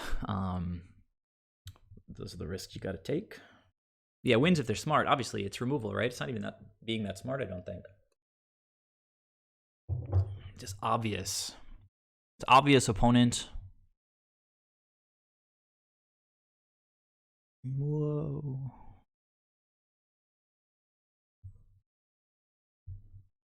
They're like, what is this deck? They took wins. So as I said, block with the wall. If they got tricks, then they got tricks. We could have an empty board after this, in which case, you know, good hand, opponent. Nice. We are drawing that land. I'm going to go get a basic Island and just pass the turn. I mean,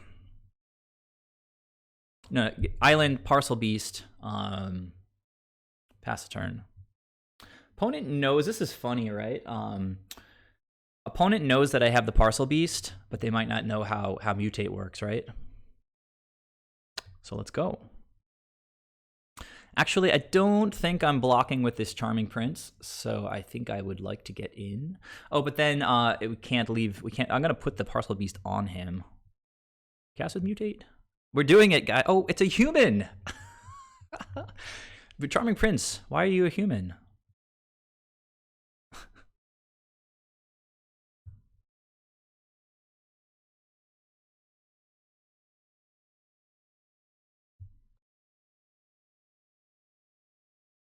Oh.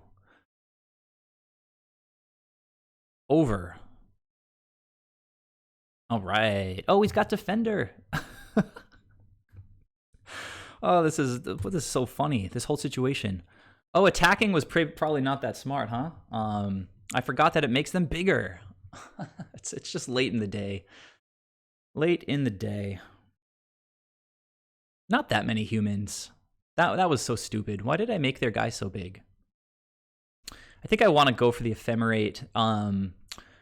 They could try to counter it. Oh, God, this is... Yeah, I'm going to try to block an Ephemerate. Yeah, it was a stupid attack. Straight up stupid. I was thinking like regular magic, not Death Shadow magic. So if they have the... if I block... Oh, wait. I could just block and tap to draw a card, in which case I lose my dude. I think I'm kind of priced into... The only thing that gets us here is Stubborn Denial. I think maybe I just have to take my beats here. I could also just Ephemerate Charming Prince to try to block, just eat something.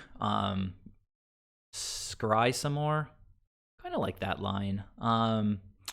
This guy's ability is so awesome, but it's just not. I messed it up so bad. That's my bad. You guys can see the card is pretty sick. If these were 3/3s, I'd be set.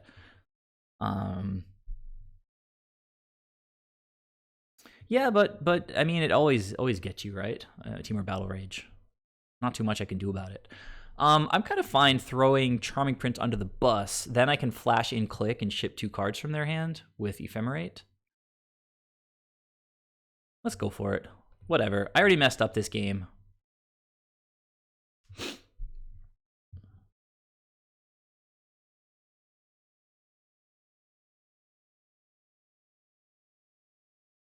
So let's go ahead and scry. I think it's a little bit more important than gaining 3 life here.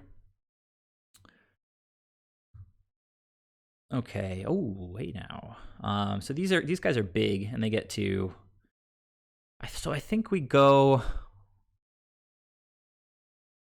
This is rough though, because if I flash in, click, I'm using both. I'm using my white, so I think. Also, they're I don't know. I can't play around stuff at this point. I don't know that this forest helps me too much. It's another land, but it's not a land that I want right now, given my hand. So I'm going to bottom this. I'll get a draw step for my turn. It'll be the path, of course. Maybe I just take the beats here, guys. I got blocks next turn with another Ephemerate. I won't click. I'll just ephemerate Charming Prince.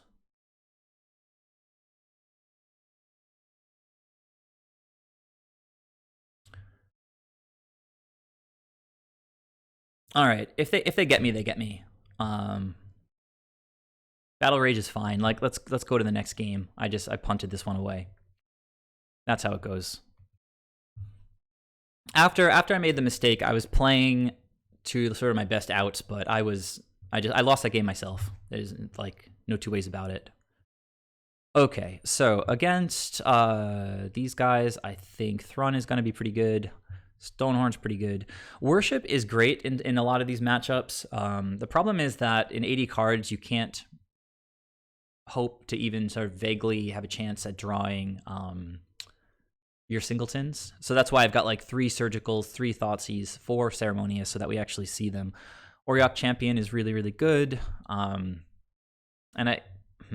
Thoughtseize is solid because you can take their threats. So I like Thoughtseize, and I typically bring in Extraction, I think. They play some number of Snap casters, and also just being able to Surgical, like if we can Thoughtseize a Death Shadow and then surgically extract them, that's a nice combo to start the game off. I take out all my forces against Death Shadow.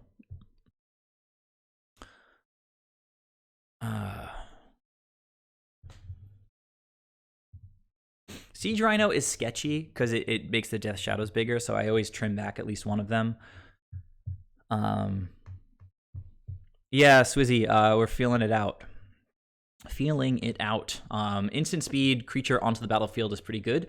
I was saying that Call is really good with Ether Vial, but without Ether Vial, I think Chord is probably just going to be better for us. All right, so I got to focus. Deputy is not so good since they have a lot of removal. Knight, not necessary. All the removal is great. Oro's amazing. Soul Herder is weak because of the removal.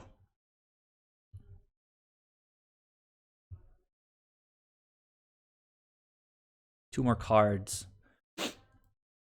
Vendilion Click is a good closer because it's in the air, so I'll leave that in. Parcel Beast seems somewhat kind of weak in kind of removal matches.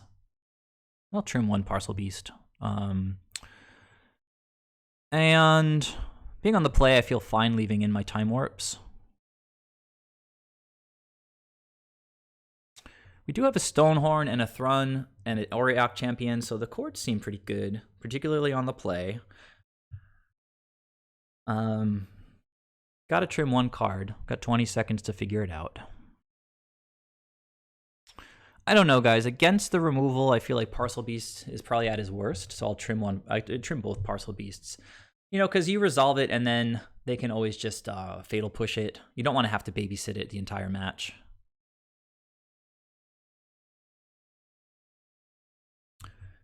Parcel Beast would have been so good. This is an awesome hand. Parcel Beast would have been so good if I didn't just mess up. Just like, how many creatures in Modern get bigger when you attack? It's like one creature. Stay focused. Ryan, I got you. So actually, I'm kind of rethinking which triome I want, because I do want to be able to get blue. At first I was thinking white as my off color is the dominant factor. And these Serum Visions. Good for the opponent, but also good for me. I like keeping my cards in hand. 2 cards on top.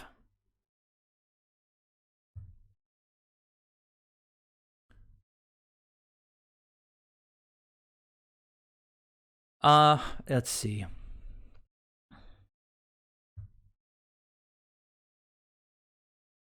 Land right on time. I can dig it. We could just go get Auriok Champion down and just have it be there the whole game. I can fetch Shock and get Auriok down.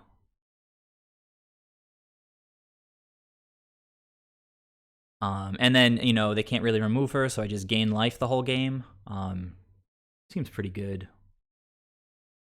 Then next turn I can have Coatl plus Ephemerate. So yeah, I'm going to go get green-white here, I think.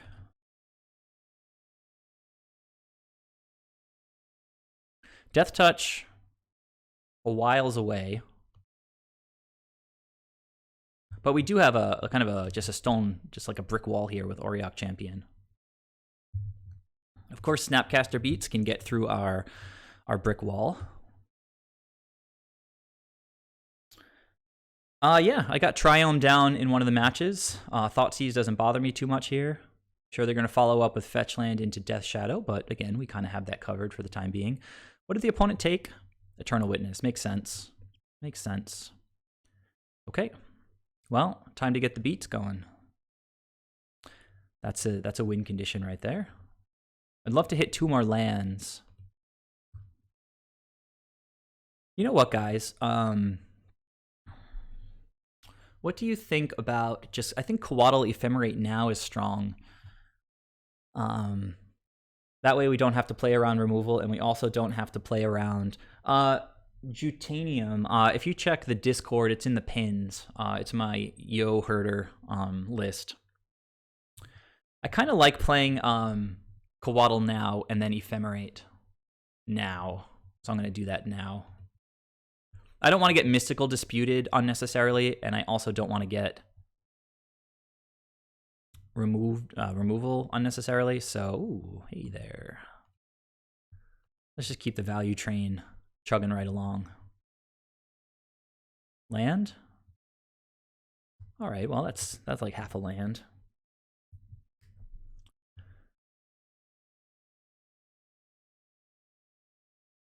And if they remove the Ice Fang now, I can flash one in to try to catch the rebound.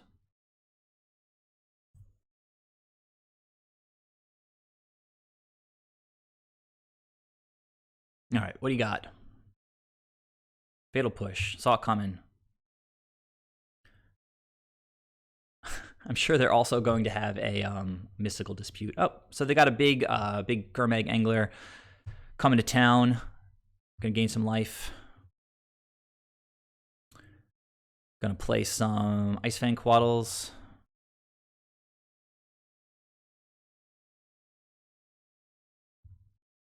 Yup. Okay, draw that land. Blink that Coatl. Draw some cards. Feels good. Feels good. Okie dokie. Uro should probably close this out.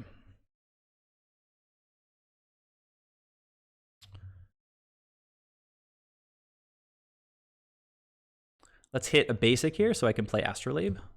Maybe in basic Swamp would be pretty good.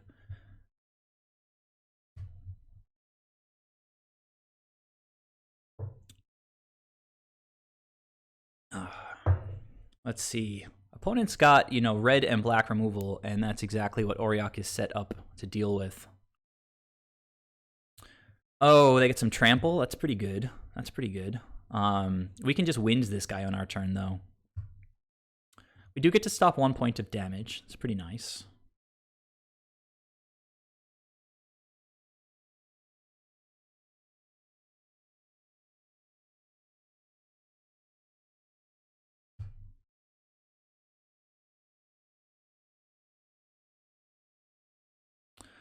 Hitting our lands right on time. That's quite nice. We could Thoughtseize. We're going to Time Warp, though, first. Can't imagine the opponent's playing a Force of Negation against a creature value deck. Ugh. All right, so we get our beats. We get to hit this guy. Actually, get to kill the Royal Silence. That's beautiful. Although, you know, I'm getting pretty close to just killing the opponent. Let's try to deal with their threats first. Winds of Abandon. Oh, this is so good. Like, just hitting exactly what I need. That could go get black if I want to Thoughtseize them.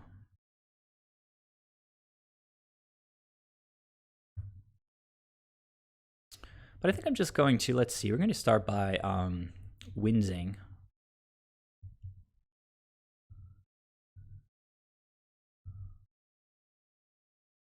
Actually, you know what? Let's just draw some cards. We're definitely going to get rid of this thing, so we can start with that.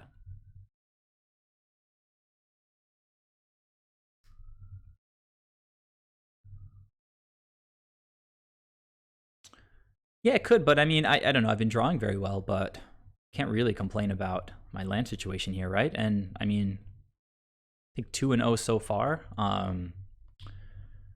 In queues, to be fair.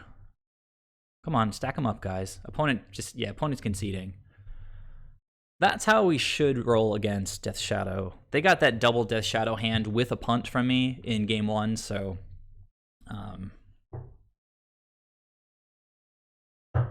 Swizzy, are you suggesting that we should maybe keep both Parcel Beasts in? Because the only thing that kills it is a... well, you know they're going to bring in, like, Dreadbore and stuff like that, but Kolaghan's Command doesn't get it. Like, basically, a Revolted push will kill a mutated Parcel Beast. Problem is it doesn't block their big creatures very well, right? And one of the big reasons for playing something like Parcel Beast, it requires some setup. I guess we could chomp with it and then activate and draw.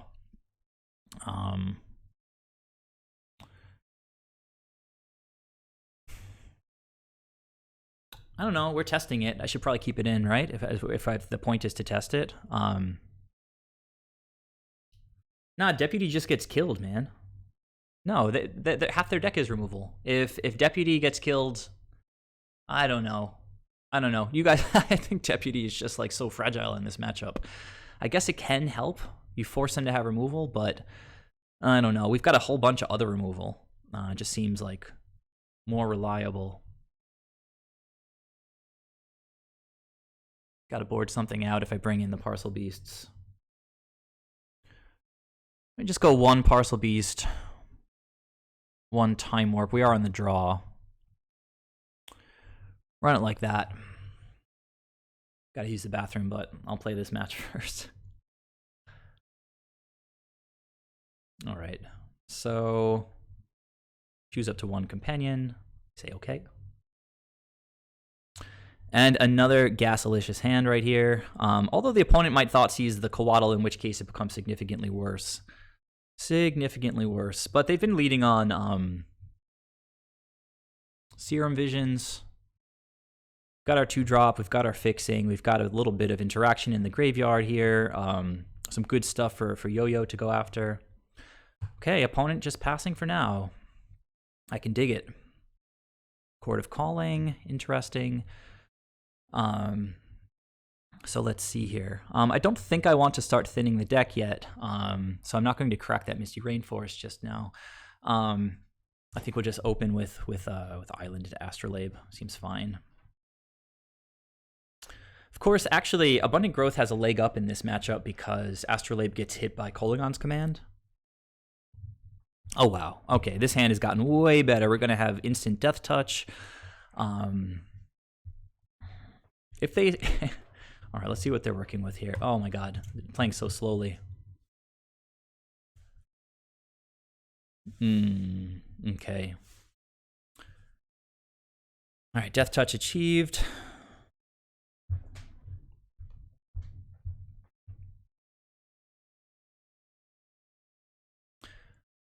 Opponent, I don't know what's going on over there. They kept their 7. Maybe they just think that my deck is so janky that they can afford to do whatever it is that they're doing over there. I'm gonna run this out. If they want to like spend like a push on this thing, totally fine with that. Start the trading of resources now. Okay, we kind of need some lands. Oh, Dismember. All right, well, I mean, okay, all right. I mean, they do need to lower the life total, so that's not like such a huge win for us. Ephemerate would be awesome here. Okay, another Astrolabe is good as well. Setting up for a pretty sweet Yorion, right? Let's get Orion's not coming down next turn, so we can afford to leave up Coatl this turn.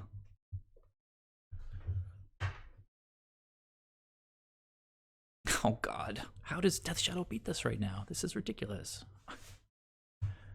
Plus the opponent is just like giving us like 3 free turns. Are they, maybe they're playing like a Plague Engineer and they kept a hand with like 3 lands Plague Engineer or something like that? We've only got 8 snakes in the deck. I mean, it's not such a home run.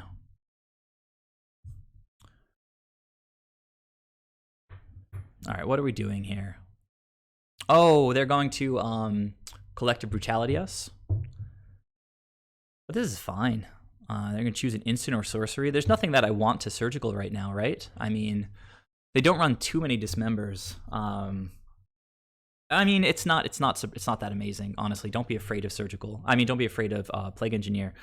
Do I want, because they're light on land, should I surgical their Bloodstains? Seems kind of good, actually, doesn't it? I'm going to play this anyway, so whatever. Oh, actually, not whatever. That was a little bit silly. It's going to give them another card that they could potentially take out of my hand. So, oh god, I'm so stupid. Why did I flash that in just now? 80%. I don't know what deck you're looking at. You know what? I'm gonna go out on a limb here and hit their Bloodstained Mire. If they're looking for lands, taking 3 lands out of their... No, I don't know. Taking 3 lands out of their deck seems pretty decent. And you know what? I can wait. Because they're going to take Ephemerate, which is fine. They shouldn't have a chance to take Ephemerate. I should have waited on the Coatl. I don't know why I wanted to increase the cards in my hand to sort of figure out if I wanted to surgical or not, but in the end, that was just stupid. Crossing wires late at night, not understanding what I actually should do.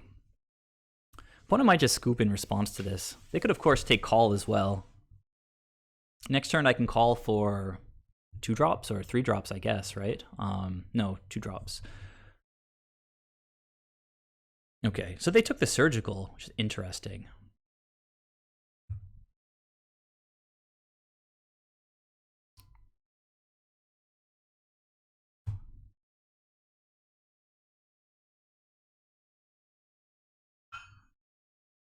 All right, so we got a bit of a game since we have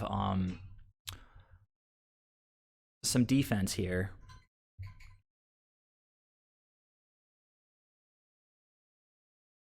Can't see much wrong with just casting Uro. I'll still have mana up to try to... so I can try to... Uro is great because gets me closer to ripping lands. No, I know what it hits, but it's like, you know...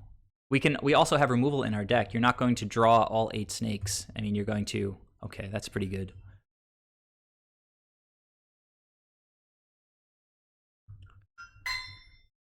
Deck has been very, very helpful this evening in this match in particular. So I think that Canopy Vista is probably the way to go. Could also just path my Death Touch, my Coatl to get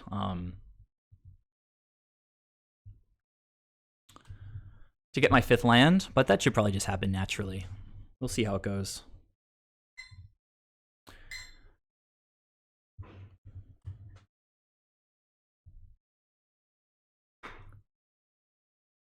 Yeah, I'm just saying I've played against Plague Engineer a dozen or more times, and you just deal with it. It's just another piece of interaction. It's pretty good. I would tell people to bring it in against us, but I don't know, against an 80 card deck, it's just snakes are what they are. Okay, so they get to kill a snake, that's fine, but we also get to just bring back Uro. It seems pretty good. We also get to cast Yorion and blink a bunch of Astrolabes. Do need to kill this thing before it ultimates, though. That's not going to quite do it. Chord at this point is not online yet, so we'll just cast Uro.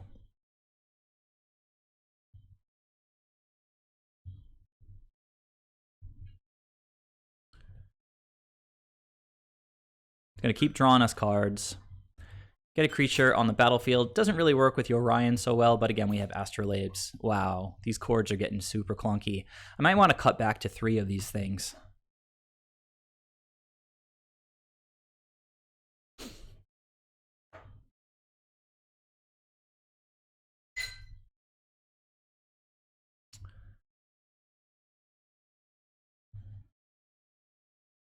Opponent at 9. No creatures on board right now.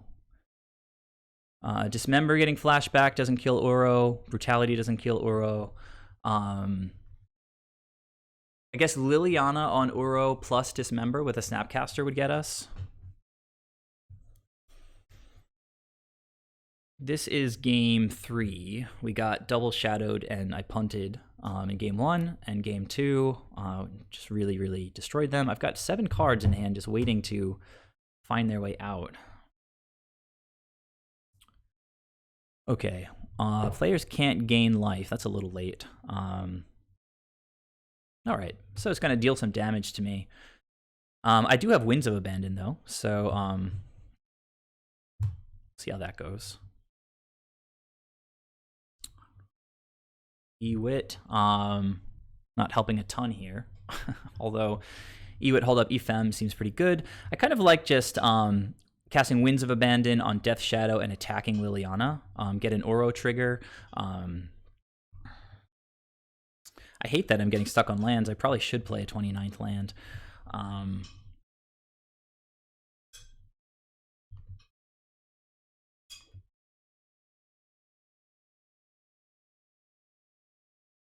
This guy says I can't gain life, which is kind of annoying. But I will get to draw a card. Opponent doesn't have any more basics.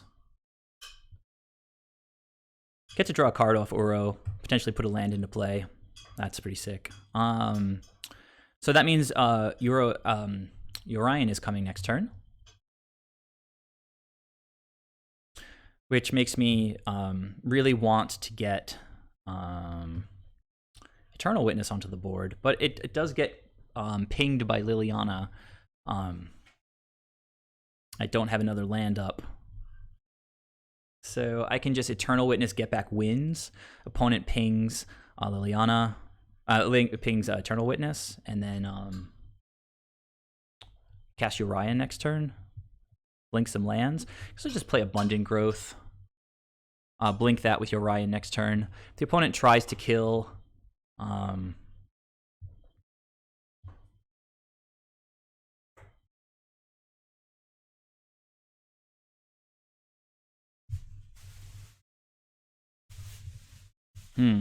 tricky. I don't know. Abundant Growth seems okay. As long as I don't die next turn, Yorion's going to be pretty bonkers. Oh, I can also just cast that. So, I win. On that little exchange, at least.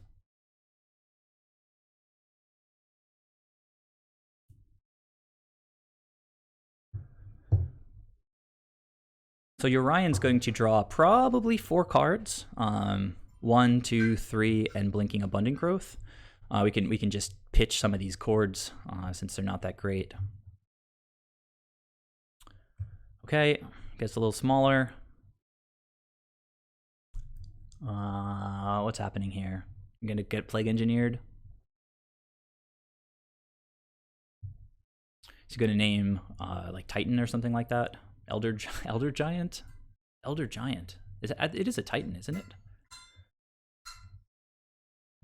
Okay, Grimag Angler's not really a problem.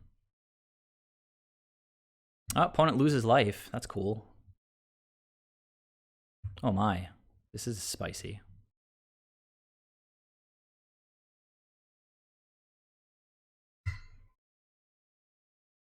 I think I want to kill this thing. Oh, it has Menace, so I can't really do that. So I might just chill on it then, I guess.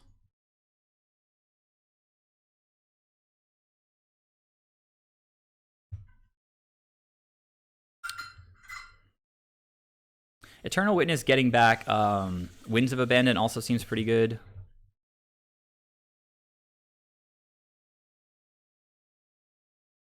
Yeah.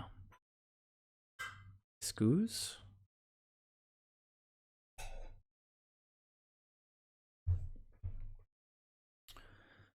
Wait, alright.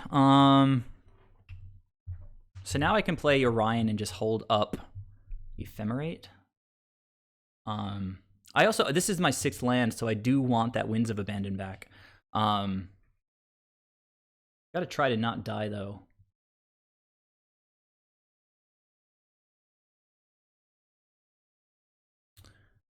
I think I'm going to get the Winds of Abandon, leave it in hand, maybe play a Scoos, hold up Ephemerate.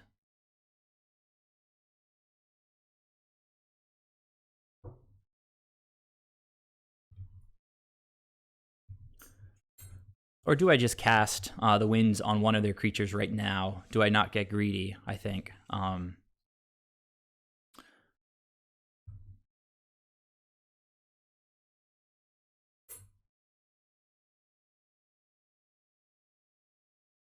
Oh, I can't see the bot. I'm trying to pay attention. I need to win the game. I kind of want to just hit one of their creatures right now. And hold up Ephemerate.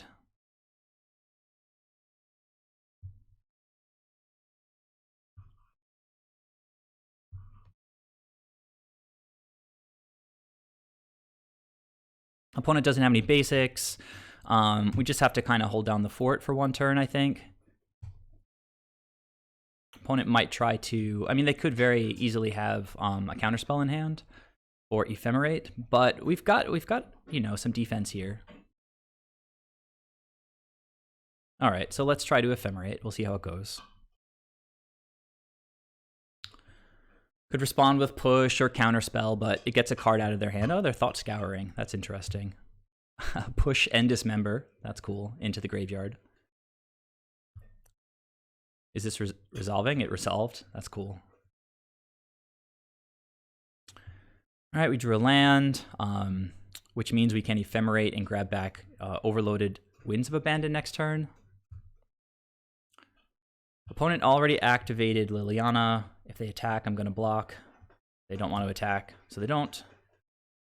And yeah, I don't know. They could have... They didn't cast Counterspell there, so...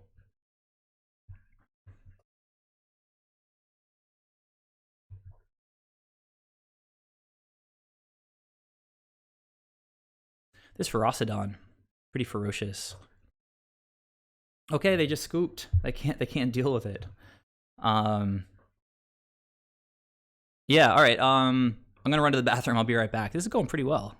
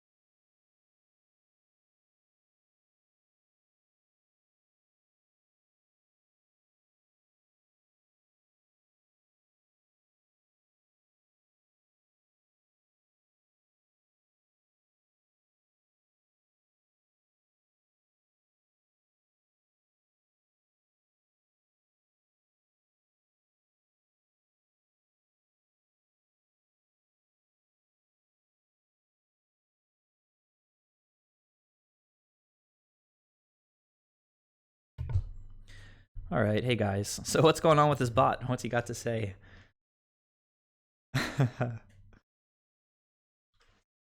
So clearly the bot knows about Soul Herder. That's cool. You are the man. I'm gonna design banners, icons. This is sick. How do I get in touch with this guy? Have a look at the URL in my profile pic. All right. See you later. Magic the Gathering, just the best. Me and this bot were like on the same page. That's cool.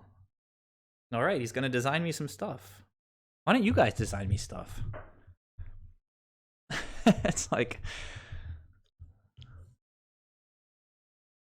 I don't know. I think you're just jealous of the bot. All right, maybe we'll play one more. This is going pretty well, I guess.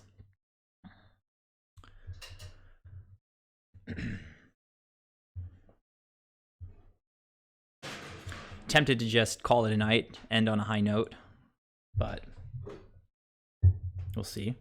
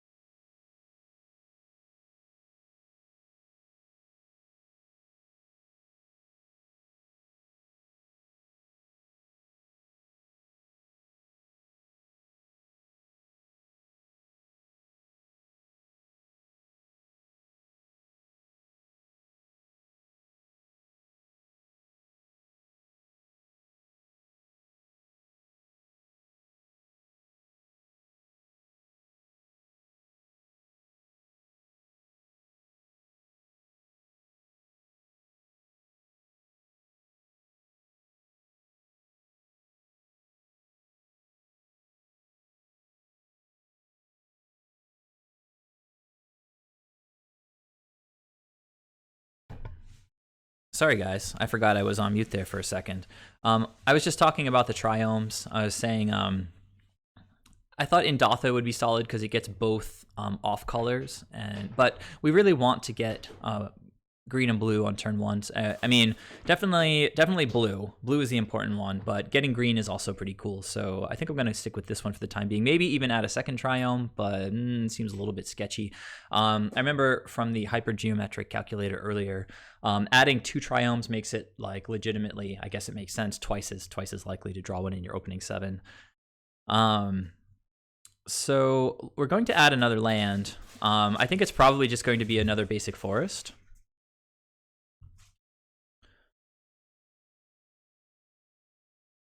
And that takes us up to 29. I trimmed to 3 chords. Of course, if I'm running toolbox type stuff, I do want to be able to get them, but in all the games I've drawn like 2 or 3 chords already, so it's a small sample size, of course, but we're gonna sort of see how it feels, I guess.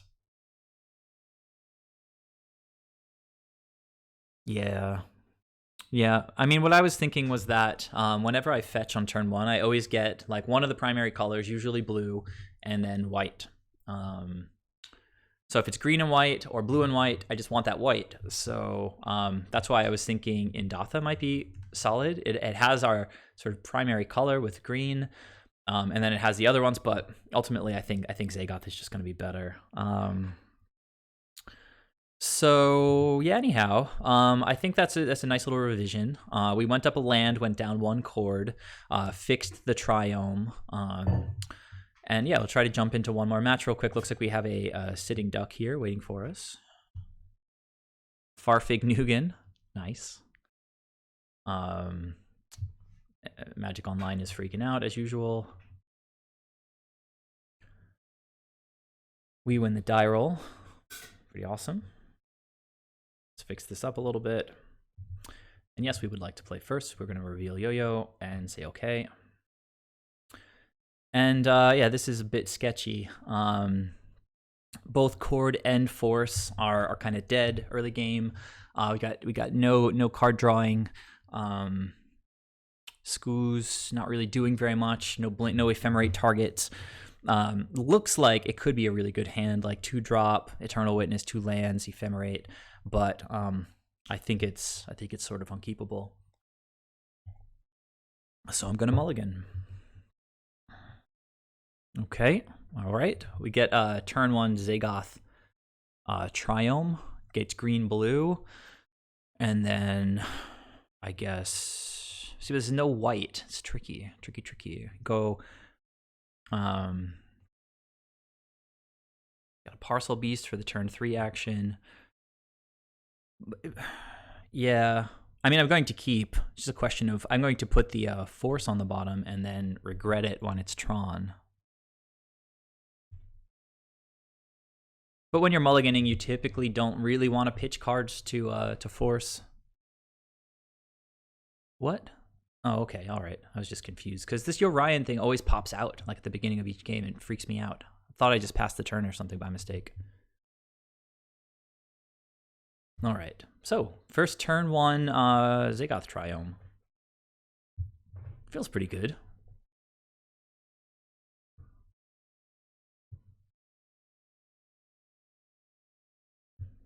Opponent says cool, and I give him a big smiley face. I think we're about to get Thoughtseize, though. But if it is Jund, I mean, we're set up to... Oh, hey, I guess it's Burn. Give me a land, Burn. Got a path for that guy. Yes, come to me, lands. Ugh. All right.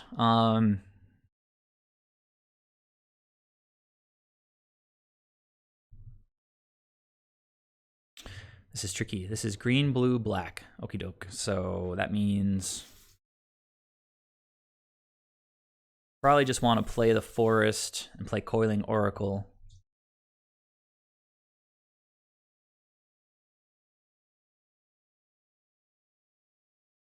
Uro. That was a good one. Oro's going to ramp me and help me hold up path.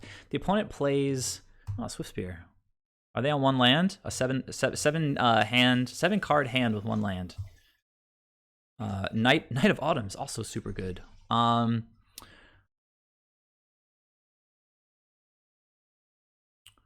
think I'm just going to chump the Goblin Guide here.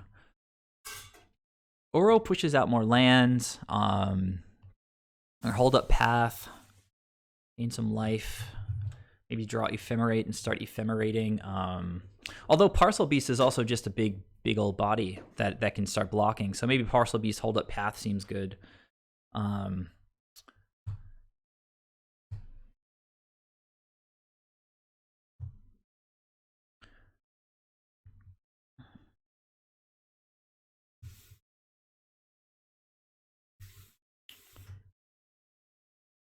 I guess I can comfortably get white mana at this point. I've got double green, I've got blue.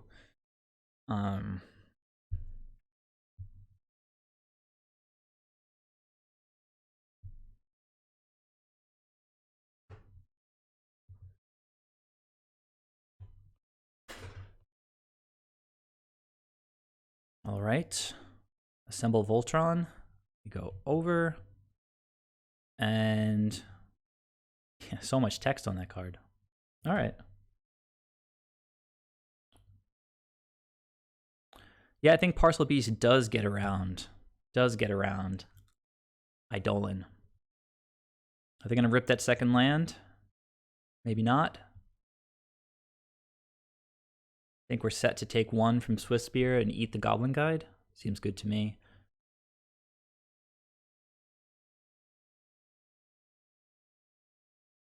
If they then spend some burn on Parcel... Ooh, hey now.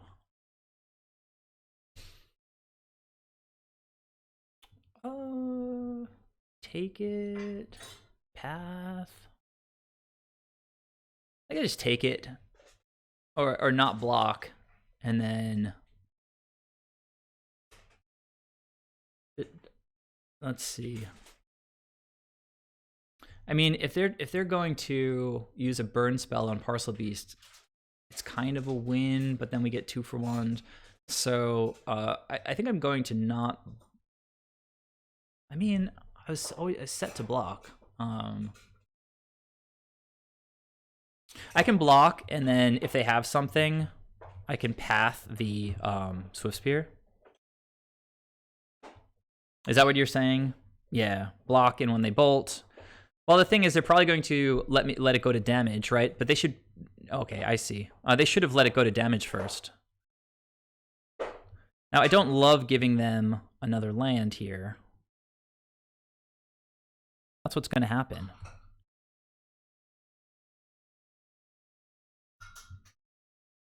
Parcel Beast intact. We can begin gaining life next turn. Ephemerate would be really good right here. Okay, click. Not really what we need. I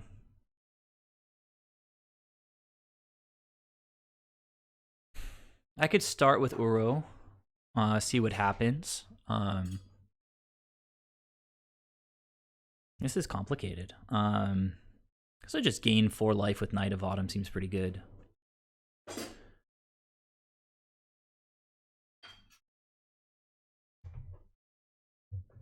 So play this tapped, play a Icefang Coatl, just sort of leave up the draw effect to actually get some value out of this thing, and not take damage from my...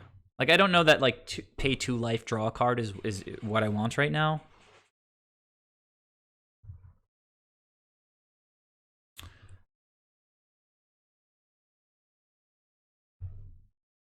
Don't have Death Touch.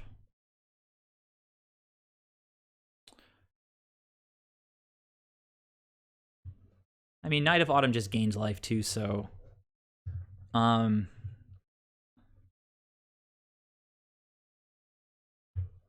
Gain 4, play a Shock, hold up, Parcel Beast.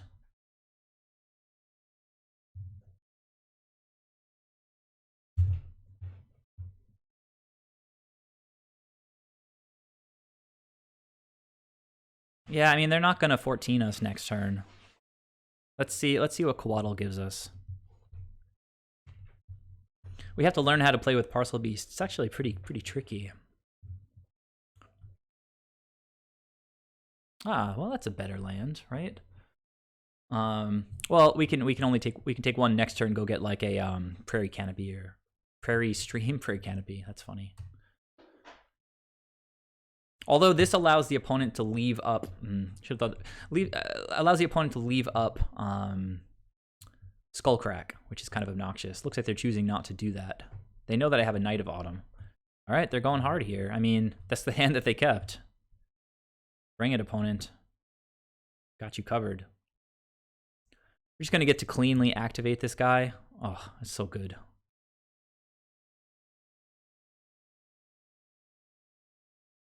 Eesh. So good.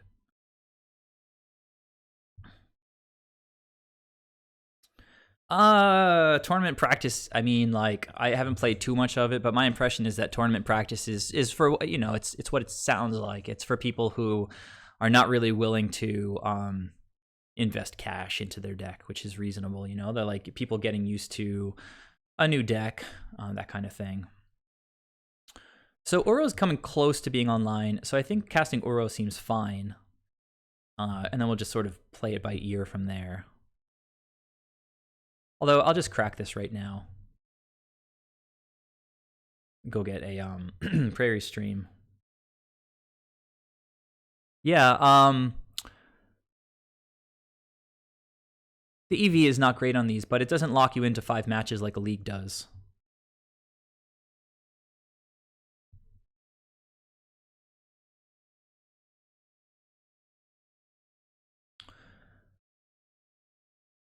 And the competition generally tends to be like real decks, you know. I mean, not to be condescending. I can ephemerate now, but I think I'll just let that guy die. This is sweet now. Look, Abrupt Decay is online because Zagoth Triome. If I want to cast Abrupt Decay, but I don't really think I'm going to want to. Seems like Ephemerate could be useful here.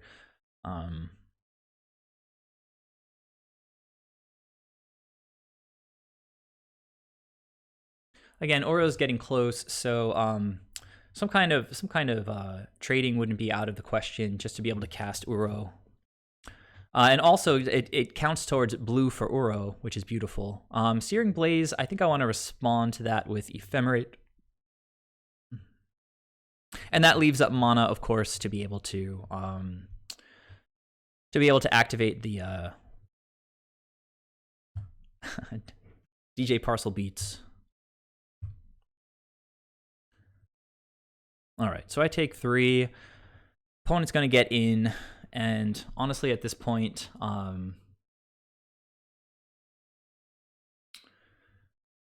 probably would. What's happening here? All right, they're skewering my face, which means that their hand, you know, everything's on the table here. They can't really attack. I guess they can attack in with everybody. And I can choose whether I want to kill a Goblin Guide. Okay, Astrolabe. We've got more life gain coming online next turn.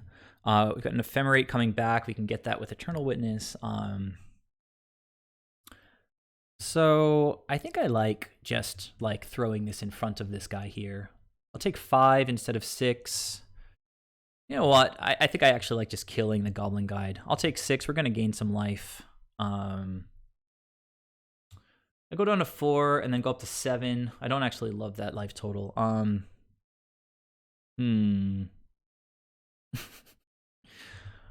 do get to draw a card though. Either way. Hopefully we get Death Touch online soon. Oh, we have we do have the Astrolabe coming next turn, so I think I'll just throw this in front like that. I'll take less damage where possible.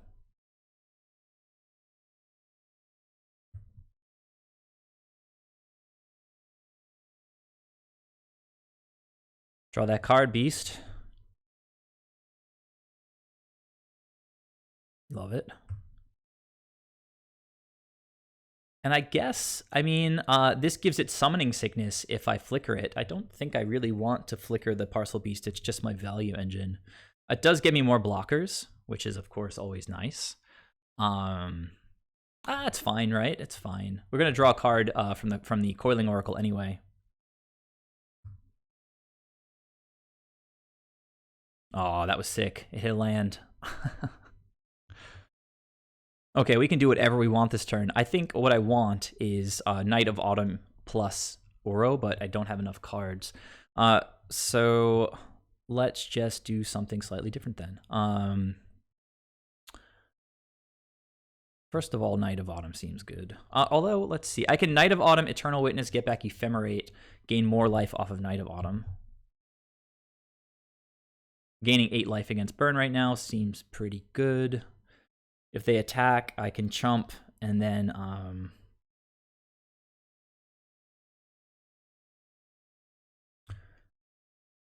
okay, so now we're gonna do what I said we were gonna do. Grab Ephemerate. And I'm not messing around. I don't want... this is round 1, right? Which is... I think I'm just going to gain the life right now. No tricks.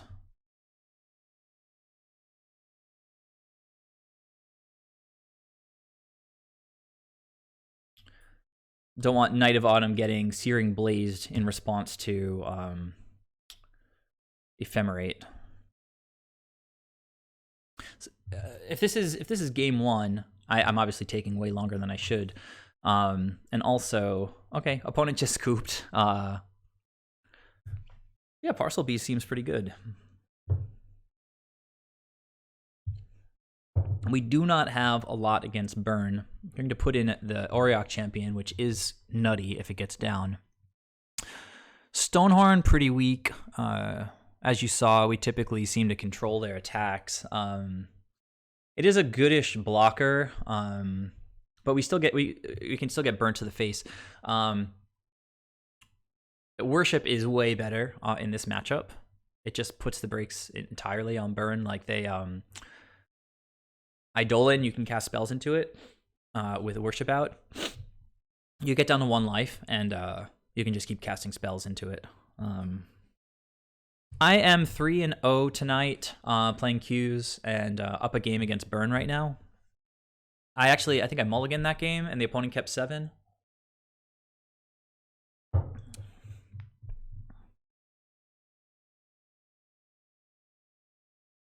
We did draw a good amount of life gain, though, like up front, which is obviously a awesome thing to do against Burn.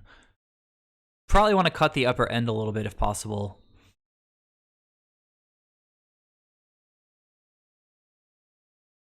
I don't think I need 2 time warps.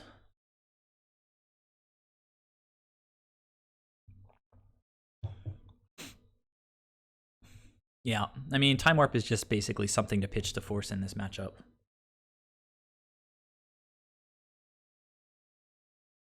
Yeah, Parcel Beast was pretty good there. We had to make some careful decisions, but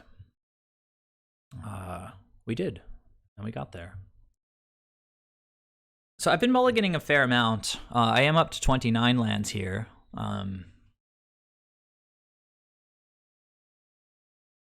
Okay, this is really nice, but we see the awkwardness of the Triome. But because it fixes our mana, I don't feel so bad about waiting for Astrolabe. I think I'm just going to put the... So we don't have white mana. We don't have white mana. So we're going to have to go Triome into... whatever, into green. Play an Oracle, hope to hit lands in our first couple draw steps. Sorry, keep.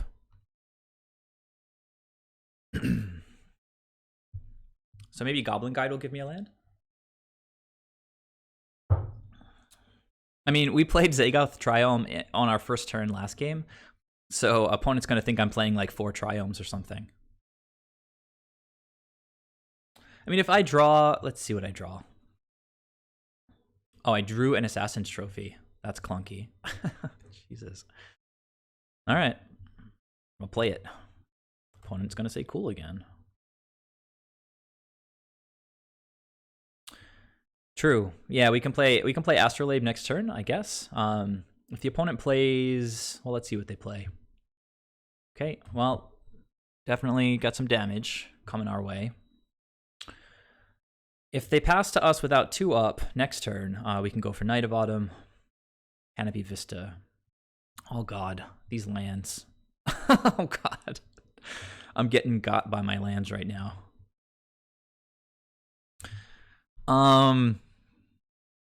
Like, it's a singleton. I'm not supposed to draw that. Is the play Astrolabe Path here, or is the play Coiling Oracle? I think since they could very well have Searing Blazes, the play is probably Astrolabe Path, fix my mana a little bit. So we are going to go get Gareen, but it doesn't matter too much if we've got Astrolabe down, unless they start blowing up our artifacts, which would be unfortunate. Okay, well, at least that's a land that we could potentially play next turn, untapped. So burn on the play is always going to be rough. Are they burning us? No, not on the end step. Let's see if they pass with Skullcrack up this turn. I think I just comfortably take 1 in this spot. Or maybe not. Let's see what they do. Oh, you know what? They can they could have Skewer in hand, so I think I'm going to just path right now. Make them pay full price for Skewer.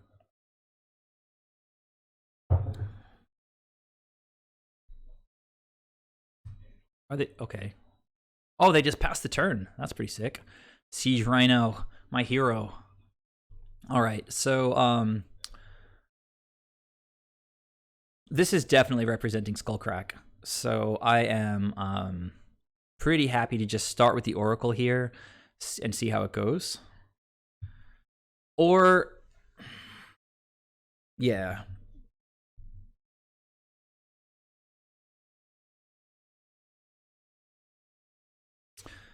They could also just Searing Blaze and then can, ooh.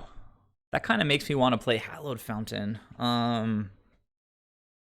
But then we can't play Siege Rhino next turn, so I think I'm sort of priced into playing Canopy Vista. Then I can Knight plus Ephemerate potentially next turn. Hopefully opponent doesn't just like, oh, wow, they didn't cast anything on end step. What? What do they have in their hand?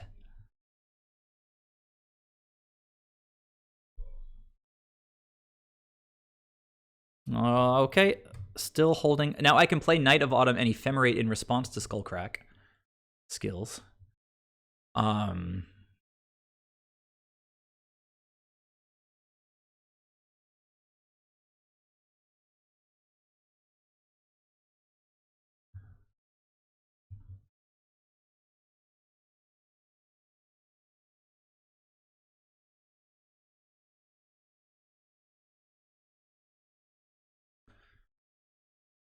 Oh wait, they're gonna cast Skullcrack now. I'm so. But if they cast Skullcrack now, then I can Ephemerate in response to whatever on their turn. We'll see how it goes. I mean, Skullcrack's gonna Skullcrack. So let's just put some counters on for the time being. Oh wait, no. I should have Ephemerated then. Oh wait, I shouldn't have. I couldn't gain life this turn. Never mind. Ignore me. I would love to have a blue card here. This is the first example of potentially not having enough blue cards. So I let this resolve, and then we see what the opponent has for us after that.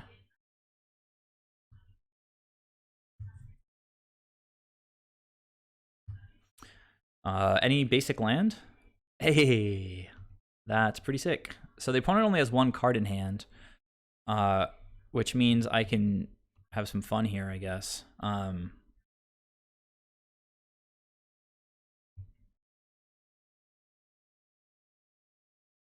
Another Skullcrack, maybe? Nope. GG, opponent.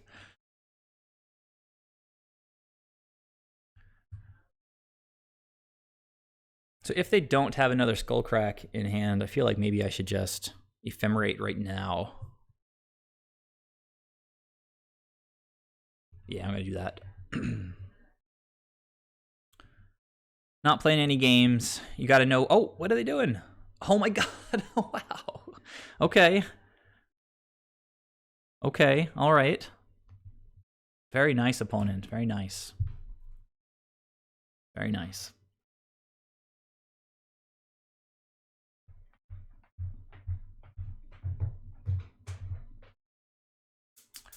Rift Bolt on the Knight. Alright, opponent's making it a game. That path kind of came out of left field. Huh. Well, at least now I have removal up. I can play this and like not crack it so I don't die to Boros Charm. Eternal Witness would hopefully close out the game.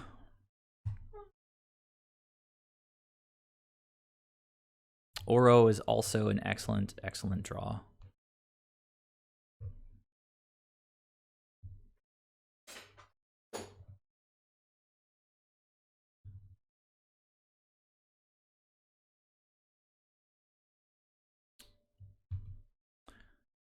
Yeah, Yorion would have been amazing if I didn't just draw Uro. I think I'm not going to cast. I think I'm just going to. Oh, opponent just. Man, people in like the queues have been scooping pretty early. I mean, I guess it's pretty hard to come back from that point when they're just top decking against life gain. But yeah, hey, what did we beat this evening? That was 4-0. Solid decks for the most part, right? We beat Bant Control. I think it was Bant Control. We somehow beat Crabvine. Then we beat we just beat Burn, and I'm not quite remembering what the Death Shadow. Yeah, well, it was Burn, Death Shadow, Bant Control, and I definitely just mentioned the other one, Crabvine. So I am going to call it for now. I'm getting pretty tired. I can show you guys the deck one more time. The whole small sample size disclaimer is always going to be appropriate and relevant on the first night of running a deck out. But we did manage to 4-0 after another Yorion pilot managed to 5-0, actually 9-1 during their streaming today. So the deck has legs. I think I cast Yorion once. I did. I cast it against Control and it blew my opponent's mind. So Yorion definitely, he should close out the game in combination with Siege Rhino. So that was beautiful. And yeah, it was always just going to be this threat that I could bring in whenever. Qs are fine. I don't like calling them good value. It's just like if you win, you go up 10. If you win, you go up 10 points, play points. Because it's 20 to enter, and if you win, you get 30. And if you lose, you only get 5. So you lose 15. If you lose. So I guess I gained like the equivalent of $4 worth of ticks tonight. I would never play Vile in this list. You can find Alicia on the Discord to argue with about whether Ether Vile should be played in 80 cards or not. I say hell no. I mean, I've got like 4 or 5 years of experience as a Merfolk pilot, maybe more. I'm kind of forgetting now. Long time playing Merfolk. And Ether Vile, I've said this earlier today, is always a double-edged sword, even in 60 card decks. And any aggro kind of tempo deck or whatever that plays Ether Vile will tell you the same. I mean, Humans doesn't love top decking Ether Viles any more than Merfolk does. Is my stream resolution too high? Is that you're complaining about the stream resolution? The problem is, I mean, the situation I've got a really good internet connection, and Magic is not like a very active visual game, so I don't have to worry about blurring or any kind of overload on my video card. Only available. I think you should always be able to lower your own settings, right? You should be able to stream at whatever resolution you want. If it's possible that it's only locked in at 1080, I can check that out. Maybe I can adjust my settings. What was I talking about a second ago? Okay, anyhow, Ether Vile. double-edged sword because you need it in your opening hand. If you draw it later, it's generally very bad. Alicia's point, now she runs a very different deck than Merfolk, or like, obviously then we're talking about Soul Herder. She runs a very different kind of Soul Herder deck. I don't even think she has Soul Herder anymore. She's kind of running Tide Hollow Scullers with Wasteland Stranglers, so you want to be able to like Violin, Wasteland Strangler, and Flicker Wisp whenever possible. So if you're running a Flicker Wisp deck, I guess you really kind of want to be on Aether Vial, but it becomes such a liability in my view with 80 cards. Her position is also that she was running 3 and 60 cards, so it scales up perfectly to 4 at 80.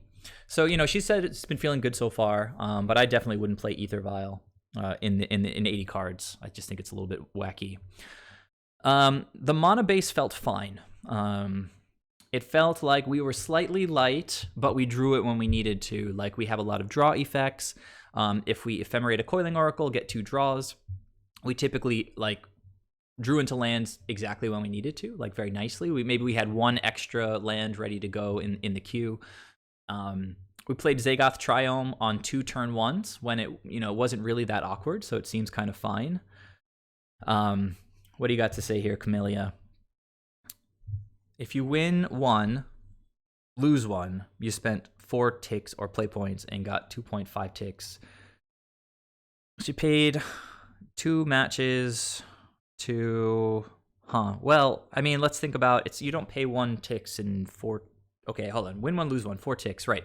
Let's think about it in play points, because it actually is play points. I'm not going to get my wires crossed. And I know it just distills to this. So you play 2, you spend 40 for sure. If you win 1, you get 30. If you lose, you only get 35. So that's 3.5 ticks actually, not 2.5. Because when you win, you get 3 ticks. If we're talking about ticks. No, DV. Did you watch any of the other streams today? I think you were watching Scott's a little bit. And obviously Aspiring Spike just 5-0ing. I don't think anybody's finding 80 cards to be a big drawback. When you run tutors, you know, it obviously reduces the virtual size of the deck, I guess. So anyhow, Camellia, my point is you play 2 queues. If you win 1, you get 30. If you lose 1, you get 5 more. So 35, you end up with... So you end up slightly negative. You end up losing 50 cents, basically. No. I mean, we should all be concerned with how much money we stand to either make or lose playing these games online. With Merfolk, it's just a deck that I played for so many years. It was the only deck that I played, and it just gets to a point where you always have this like 50% plus win rate, and then you just play leagues. And you just accrue trophies. So like after every month, you know, you've got whatever amount of trophies, depending on how much you play, maybe 10, maybe 20 trophies. Not trophies, sorry, chests sitting in your collection. And then you can sell treasure chests for ticks, which you can then sell for money. So if you only play 1 deck and you don't keep spending all of your ticks on new cards, you can have some kind of income just grinding Magic that way, selling ticks. But you know, if you're invested in Magic Online, the cards pretty much always retain their value, if not appreciate. So you shouldn't feel like you have to cash out of MTGO, even if you are accruing like extra treasure chests that you don't need. Because when you do want to buy cards, you can just convert those treasure chests to tickets and then go buy the cards. And then if you ever need to cash out of MTGO, all those cards have all that stored value. The only thing that can sort of bite you is if somehow the economy crashes on MTGO. And the way I look at that is I've gotten way more than my money's worth in entertainment and education and just so much fun playing the game that if the economy ever crashed for whatever reason online, I've still got the cards if they don't take the system down, even if they're worth pennies. If they take the system down, whatever, we'll move to Arena, you know, it's not a big deal. McDerp, you did. It is going to be available on Twitch, I think, immediately after I end the stream. I'm going to upload it to YouTube as well. So Abundant Growth felt good. We did draw it and play it in at least 1 match. We didn't get to cast Yorion, I think, but it was an option. I think we were just in such control in that game that it was better to just not cast Yorion and draw 4 cards. That's my recollection. But it is kind of another Astrolabe effect, and as such, it does scale the Astrolabes. We were all kind of bummed that we couldn't do that, since Astrolabe is pretty unique. As it turns out, it's not that unique. Abundant Growth does a pretty good impersonation. Winds of Abandon seemed pretty solid. When the Death Shadow opponent scooped Game 3, I was in a position where I was about to be able to start recurring Winds of Abandon with like 7 lands on. Yeah, exactly. I mean, it's just there. It's just this crazy, amazing option. The black removal felt fine. It was just there when I needed it. I can't remember how much it must have maybe only cast it once or twice. And then the 2-drops, they're just, they're doing what they do. Prince got to scry. I don't think, maybe it gained a little bit of life. Venser didn't come into play. We did get to Chord for Stonehorn, which is pretty beautiful. Because if you end up drawing naturally the Stonehorn, then you can Chord for Soul Herder, and then you have a little bit of a lock that way. Very, very... I'm sorry, what are you saying here, Minecraft? What do you got? Yorion is just so good for the deck. When it's good, it's real good. When it's bad, just the thing is, it's never really going to be bad, right? Unless you're just like stuck on lands. And then you're probably just going to lose anyway. But if you're at 5 lands... odds are you've got something on the board, whether it's just an Astrolabe or a wall or whatever. Even if you've got absolutely nothing, you get a 4/5 flyer. That's just like chilling in your sideboard waiting to be cast. And that's never bad, right? It's always a good option to have. Like if Jund just bottoms you out, if they clear out your board, no Astrolabes, no creatures, you just cast a 4/5. Like, you're going to bolt it? I mean, you're going to... Kolaghan's command it. Yes, they could like Lily minus, but whatever. It's an extra 4/5 flyer, which is pretty crazy. Time Warp, I have won plenty of games with Time Warp in the past, and it's just a very easy synergy with what we're already doing, so I don't see myself trimming on Time Warps as of now. Click came in into play, I think, against Control, if I'm recalling correctly. What I was about to start saying before I was reading the last chat thing here is perhaps the card that I was most impressed with this evening was Parcel Beast. Like this little guy. Parcel Beast is a pretty amazing value, right? I mean, if you're playing against like Dredge and they've got some prize amalgams coming your way, just stops them dead in their tracks, draw a card at the end step. Against Burn, it was just bonkers. I think it drew 2 or 3 cards. Gained us, more important, like land drops and turns. Like, that's all we want in this deck is like extra time. That's why stupid stuff like Wall of Blossoms is so good. If Wall of Blossoms blanks like one attack from an opponent, it's done more than enough. Let's see. Dark Deslacuda. I have nothing against the Avalanche Rider style. I don't recognize your username, so I don't know if you're familiar with me and my experience and my history with the deck. But I've been playing it since basically as soon as Nassif started streaming it. I was watching the spoilers and I thought that Soul Herder looked really cool. I built it on MTGO this past summer. And so I've been playing it for, I guess, like, let's see, July, August, September, October, November, December. I don't know, like something like closing, like 9 or 10 months. I played a lot of Bant, obviously, since that's what everybody was on at first. And then I've been on and off Black for a while. On and off a handful of times through the Oko era. I think my 2 published 5.0s in leagues, I think they both have Oko in them, but one of them is a Bant Oko build and one of them is a 4-color Oko build. But yeah, the point is, I've played Bant and I've played Black a lot, and I've recently been doing really well with Black. I've had 2 12-0 winning streaks with this deck. Not with this deck in particular, but with the Siege Rhino 4-color version. And I love being able to cast Siege Rhino. If you guys were watching the streams today, you saw that board stalls are like super common in this deck. We saw like Scott playing Eldrazi and Taxes and just like getting locked up. A Siege Rhino just breaks those things open. Like we've got Yorion, you cast Siege Rhino, cast Yorion, go call for a or Court of Calling for a Soul Herder. You're gonna start draining the opponent like more than they can handle pretty quick. Having a way to break board stalls like that is so good.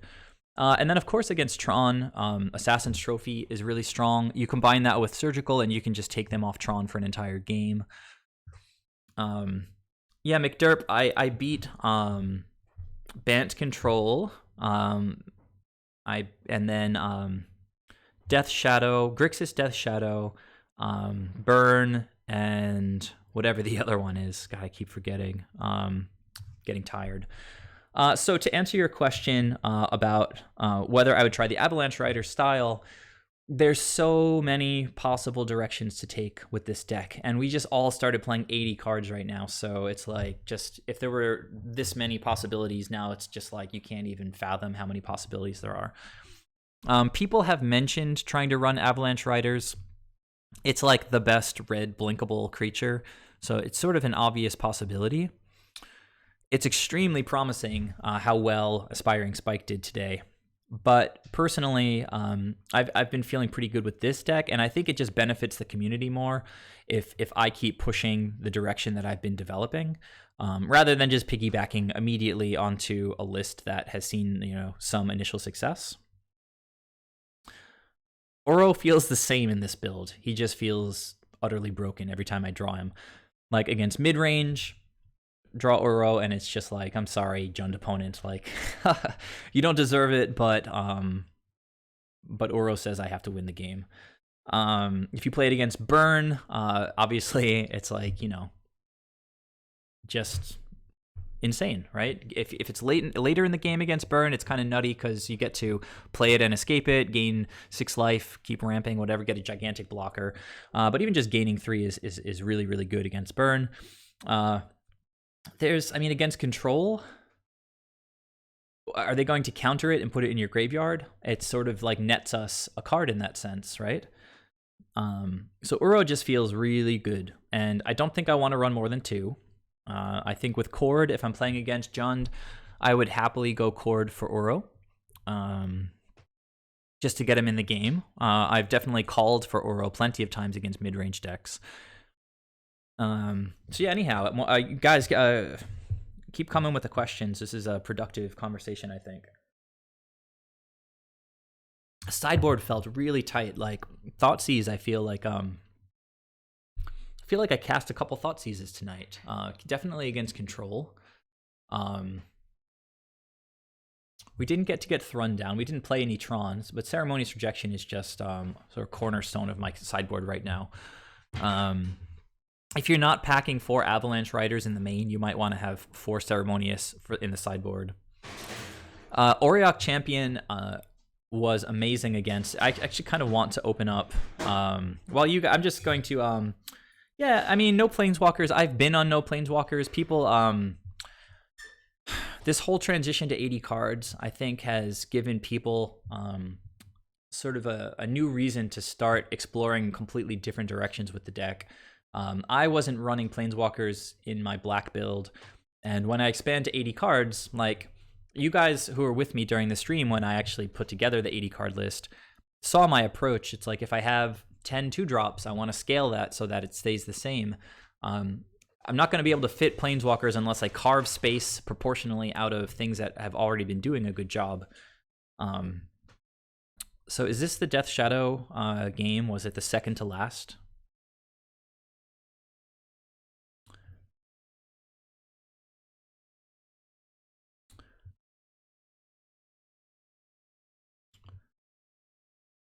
So I just wanted to see this again because I think, was this the game where we got Auriok Champion down pretty early? I can't remember. I don't think so. Or maybe it was. Let's just hustle through the first few turns.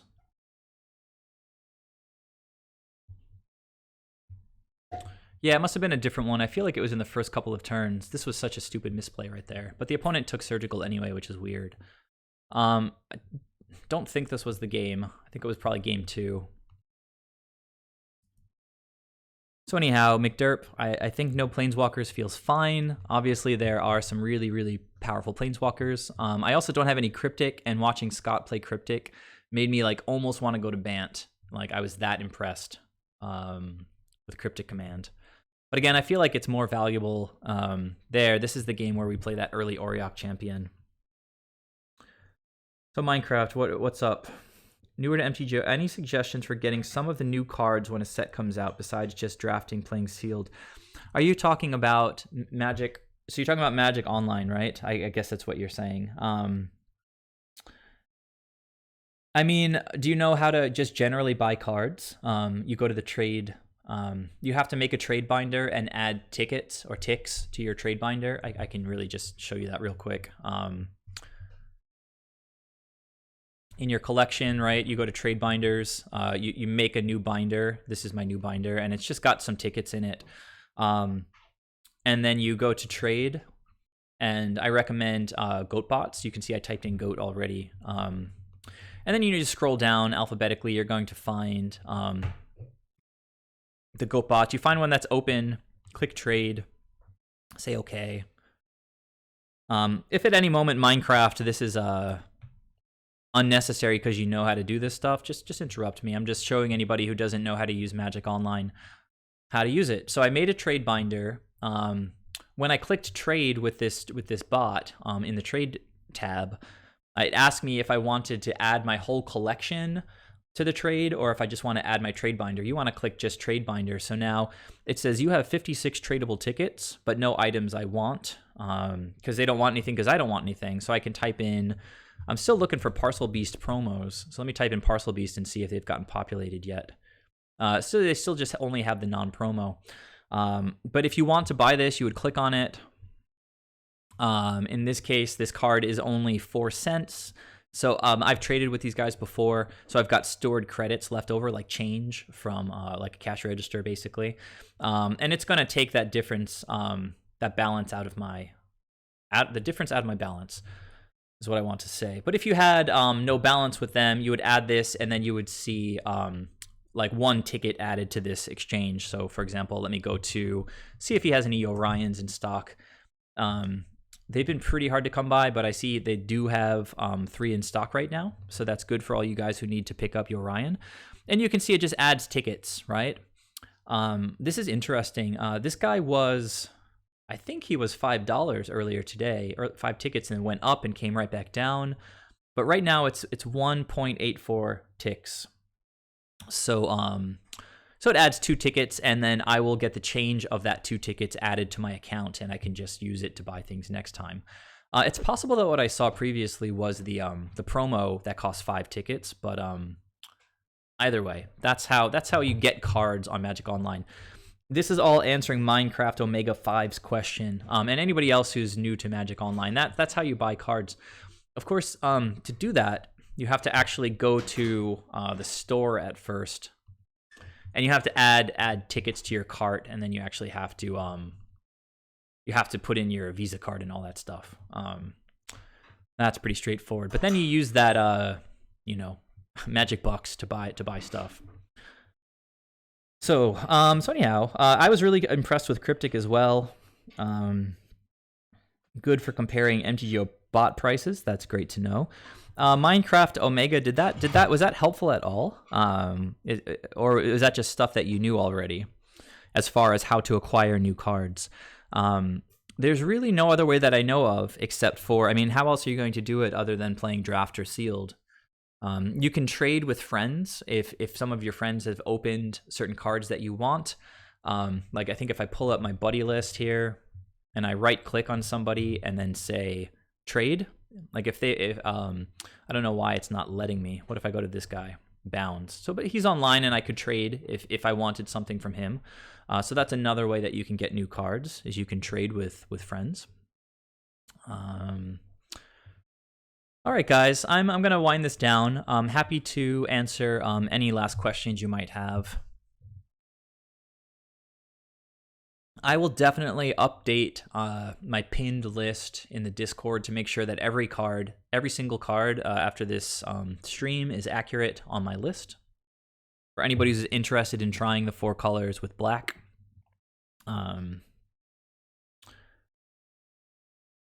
I've only used Card Hoarder, so I've been invited to trades, but I haven't used. Yeah, so cool. So hopefully that little mini tutorial shows you how to do that. You do want to go create a trade binder. You see that down here, trade binder. You'll make a new binder. Or you can actually add binders down here. You see these two little things. So if I click that, new binder 2, right? You say okay. You go to your other products, and you drag some stuff in here. Like if I wanted to sell some treasure chests, but you only really need, it's like your wallet basically. So I keep my new binder, keep all my tickets available.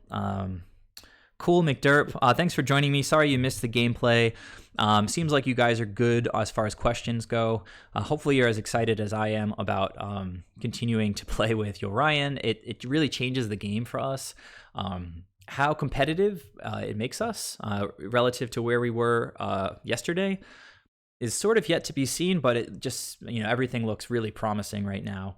And it's super duper fun, right? Blinking infinite creatures and just the value city. Like the control opponent who was like losing his mind over all the value. That must have been this guy, right? So McDerp, you might appreciate this if you just hang on for one more second. I'm going to try to see if I can find the game chat for this match, because it was pretty fun with my control opponent, because I think I cast a oh wait, this is not the right match. I won that match too. I've been anyhow, long story short, I don't want to go through it again. Have a good night, Camellia. The control opponent was like so impressed with the level of jank that I was achieving. Like I played Vendilion Click, and then the next turn played Siege Rhino, then played Thoughtseize, and cast Yorion. It's just like, it's magic that people haven't seen before, and that's always extremely fun and exciting. All right, so I think that's going to do it. Thanks very much to you guys. If you haven't followed the channel, please go ahead and do that.